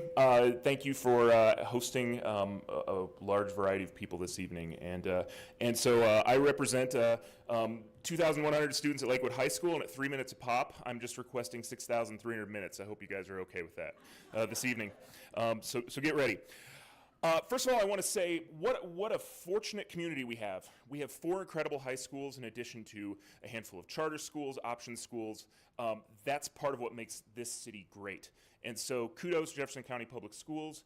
Kudos to Alameda, Bear Creek, Green Mountain, and Lakewood High School. Part of the reason why I moved to Ward 1 is because I believe in the schools, first and foremost as a parent. And as my career has progressed, it's my great honor and privilege to take over Lakewood High School in 2 weeks. So I'm not the principal just yet. Some things that I want you to know about Lakewood High School is, first and foremost, we have incredible kids. We have students that are serving the community after they're done going to classes all day, after they're done playing basketball or being at band practice or doing art or whatever. They then go out and work with students with special needs. They go out and work at the Jeffco Action Center. We have kids that go out and pick up trash. We have kids that do incredible things, as does Alameda, Bear Creek, and Green Mountain. What an incredible resource our youth are for this community. Some things to know about Lakewood High School, and Mr. Elliott stole a little bit of my thunder, but Lakewood High School was built in 1957. I looked at the plaque this morning right by my bicycle because I have the fortunate nature of biking to school from time to time when I'm not wearing dress clothes, at least. And when the building was rebuilt in 2007, yes, indeed, it was, the goal was that, it would be about 1,750 kids. But as we opened up that new building, we were already at 1,850 kids. Lakewood High School is an incredible school because, first and foremost, we have incredible students. That brings in incredible kids, and fortunately, hopefully, we have an incredible administration for the foreseeable future. And so it's a place where kids want to B, because it's got incredible culture. It's got a welcoming culture where I think parents and community members come in on a very regular basis and say, man, I was sure pleased that a student opened the door for me and welcomed me and carried this into the building. And so we are so fortunate that our students welcome the people that come into our building. As you know, 5280, which is sort of the Denver Metro magazine, regularly ranks Lakewood High School as one of the top high schools. But if you look at the data a little bit closer, we're also one of the most diverse high schools on that list. So of the top 10, the last time around, only 2 were public high schools, and one of them was Lakewood High School. Same with the U.S. News and World Report. When that comes out, Lakewood High School's diversity is second to none compared to many of the schools that are predominantly upper middle class and white. That's what makes Lakewood a great place. We have, this year, just so you know, this year we have 3 Betcher Scholars. That's unheard of at a high school. In addition to that, we have a Daniels Scholar. We have a student that won a golf caddy scholarship, full ride at Boulder. We also have over 15 students who are going to serve our military.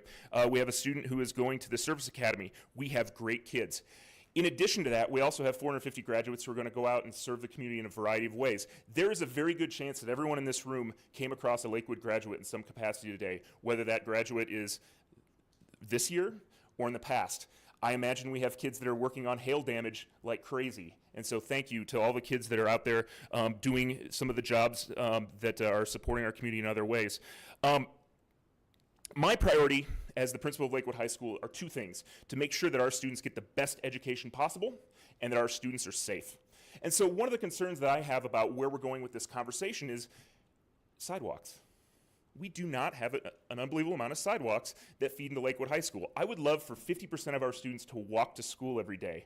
There is no reason, one of the reasons why we have 2 buses versus Golden, if you look at Golden's map, I imagine they have 15 to 20 buses. Mr. Bell might know that better than myself, but they have a huge area. We are landlocked, like Mr. Roybal said, which means we don't need as many buses. In theory, like Mr. Elliott mentioned, kids could walk or bike to Lakewood High School. We know that's not the case. And the reality is we don't have enough sidewalks to ensure that safety.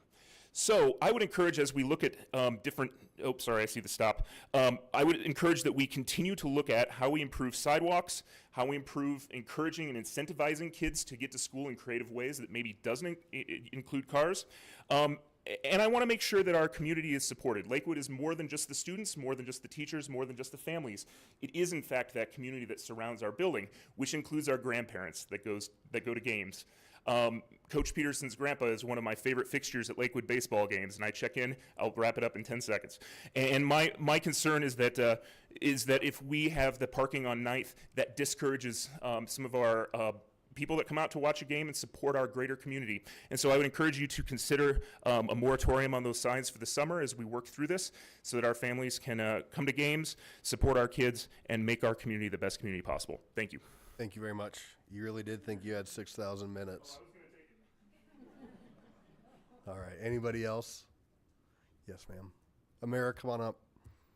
No, go ahead. Come on. Yep. I'm glad for Lakewood High School that you are moving forward on a multi-year issue that's serious for a wonderful school. You have a committee to take some action. I'm glad for Charlie and his gang over there to deal with their issue in Ward 3. I'm disappointed tonight that this seems that we're leaving with the impression that we only have 2 problems with parking in Lakewood, and that's adjacent multifamily neighborhoods and adjacent high schools. I have spoken with over 100, if not more, residents in the last just 3 months. I have spoken with Adam Paul, Barb Franks, Dave Wickman for the last 10 years and counting. There are hundreds, if not thousands of us, and I guess after tonight I'll call it an inside neighborhood, a residentially zoned neighborhood that is nowhere near multifamily dwellings and that is nowhere near a high school. And we have major parking issues. We have major neighbor issues because of the parking issues. So Lakewood, when it started increasing its density in the 80s with a new style of development, wonderful cul-de-sac style neighborhoods, which I love. That's why I chose to live in a cul-de-sac neighborhood, to raise my child in a place where she could ride her tricycle, her skateboard, her whatever, play on the street. But these cul-de-sac neighborhoods with small lots and less frontage than the original Lakewood lots, or many of the grid streets in northern Lakewood, do not accommodate the 7 vehicle per household allowance that Lakewood still allows, despite how many times it's been raised here at City Council and at ward meetings and with some of you privately. So while Lakewood went ahead to change its development style into a higher density, even in single-family neighborhoods, and we've reduced that even further since 2012, we didn't get rid of the old, now outdated 7 vehicles per household. That's what's causing the conflict in these neighborhoods. And these neighborhoods too need to be addressed. This is a major parking issue that was not mentioned tonight, except alluded to by Mr. Heald, Ms. Springsteen, Ms. Duffy. And it's related to the issue over near Lakewood Estates and can be solved with some of the same issues or solutions. But this is a major issue. And I really ask you, after 15 years of experiencing this problem firsthand, that Lakewood Council and zoning, because they're intertwined, they're not separate. You cannot deal with the parking issue without dealing with the zoning issues. I please ask you to deal with this issue as well. Secondly, I must respectfully disagree.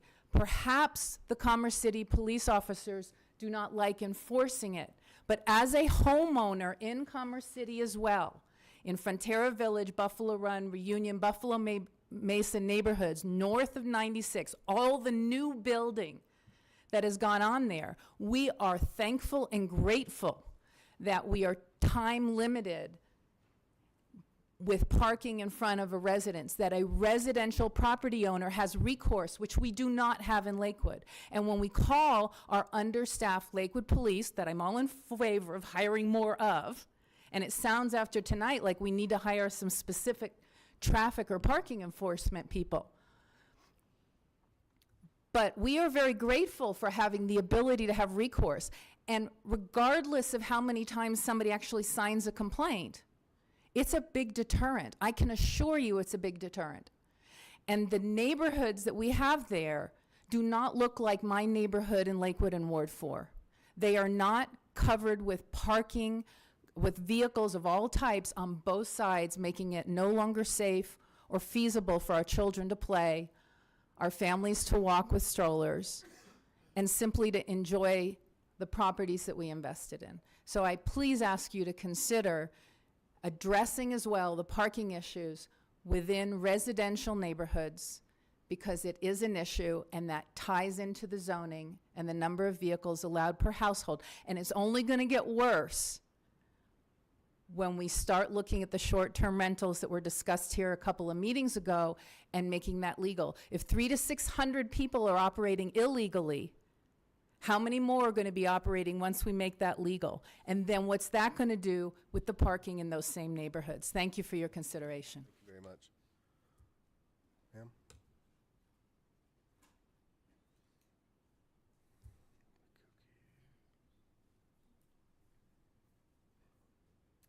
I just wanted to thank you for deciding to move forward with a council. You may consider another person to be a part of that council is someone from the Parks and Rec, because they do use the fields and the facilities of the schools, and they, I have to say, living close to Lakewood, I have no complaints from the students. I have no complaints from the baseball team. They've done awesome job with cleaning up everything there. It looks great. I do believe that they need a loading zone. I think that was a very good idea. The people that I see that don't respect the postings that are there today are the people on the weekends. And that's our Parks and Rec. And so I just wanted to say that maybe they have a place at the table. Thank you.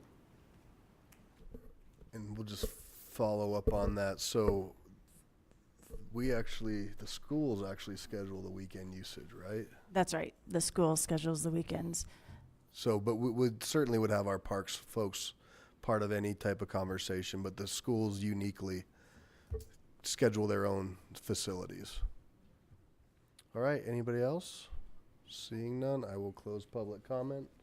Ms. Franks, you have a comment?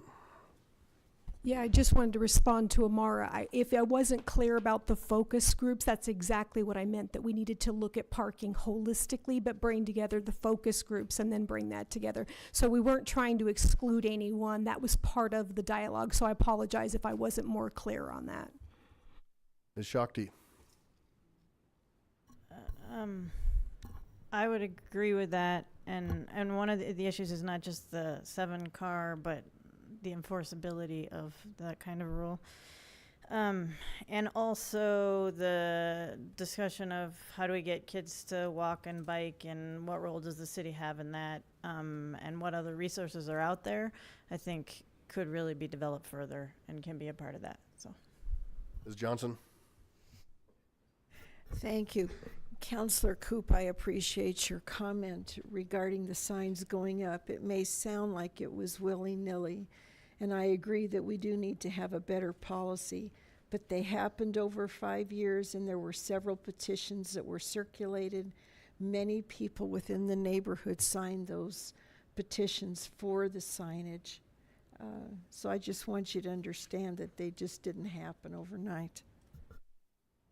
Okay, we'll go to councilor comments or councilor reports. I'll start all the way on my right. Councilor Coop, nothing. Councilor Wickman, Councilor Gutwein.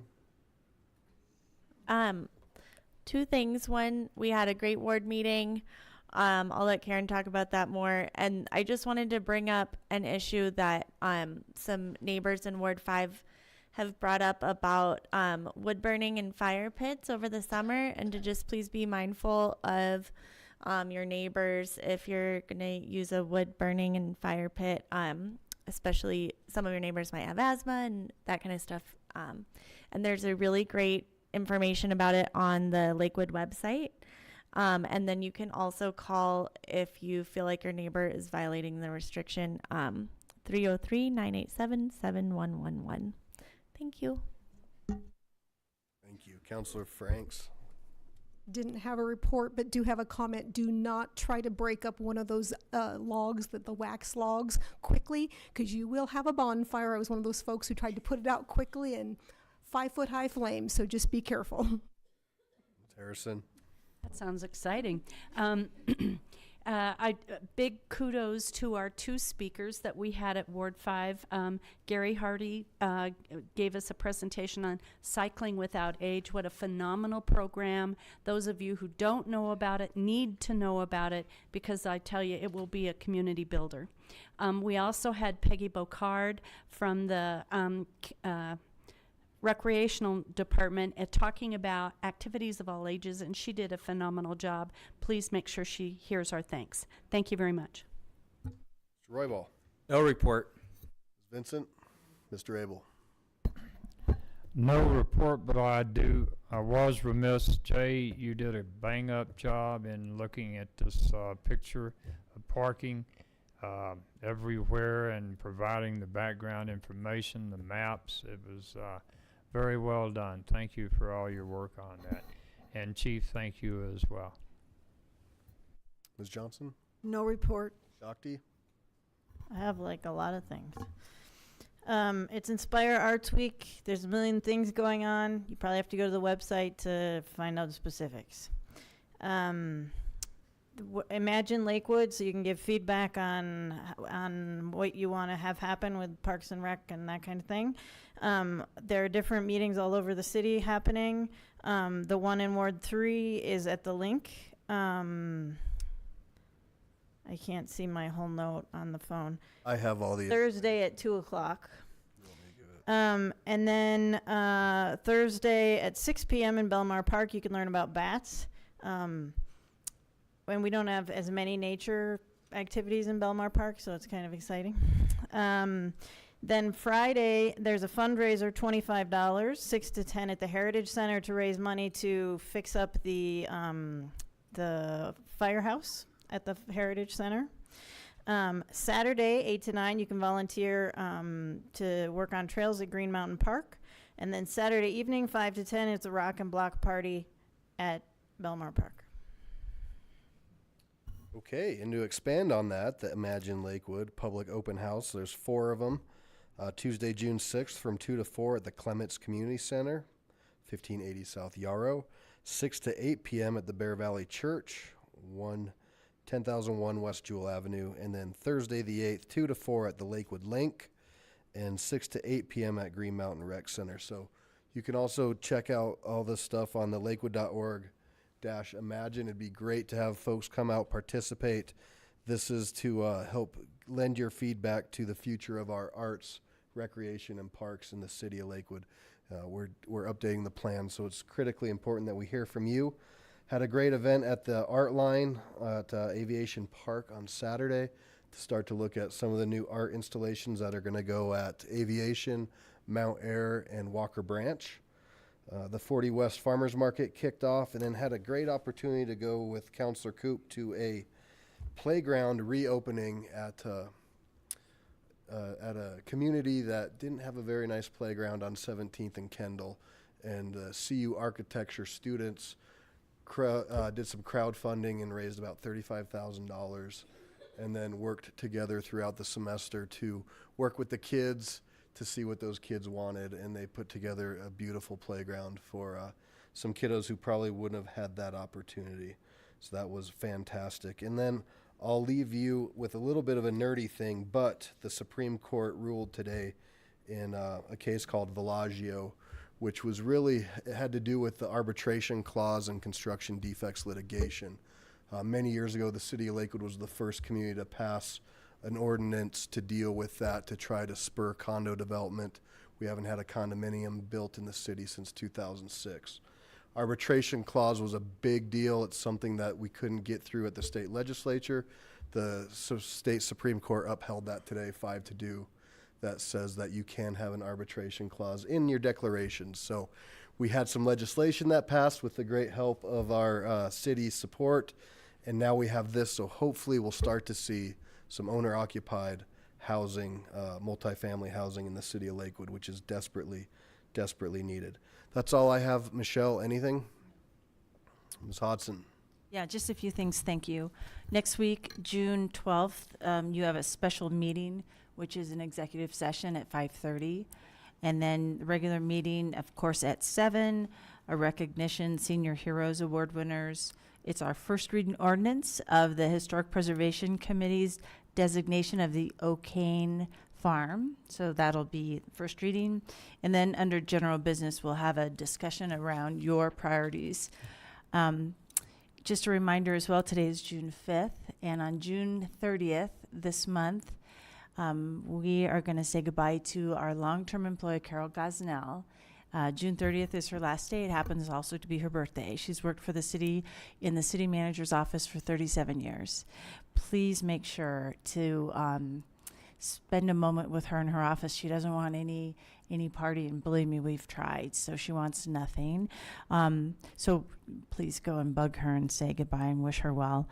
Also, we have recently hired her replacement, Donna Rep, and she's shadowing Carol during for the duration of this month, and training wheels will be off on July 1. So I think you'll really enjoy her. We stole her from the Department of Planning. And finally, Devin Giblin, who's been in an interim position for at least a couple of weeks. She's been hired in a permanent capacity. So we are set now, at least as it relates to the administration of the city manager's office. So just wanted to mention that. Thank you. Thank you. I'm going to say something real quick about Carol, and I have a question for you. So Carol has served 6 mayors and 7 city managers, or is it flipped? I think it's 6 mayors and 7 city managers. So that tells you the knowledge, and the amount. She knows everything. And the patience that she has. And bless her heart, the paper that she uses. Right. Yeah, she uses a lot of paper. And she knows shorthand, which to me was amazing. Yeah, and she's a dear.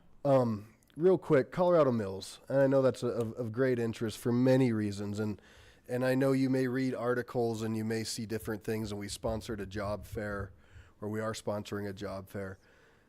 I'll just say it's been quite challenging for the city of Lakewood to get information out of the parent company. Now, the management of the mills is wonderful. Kimmer does a great job.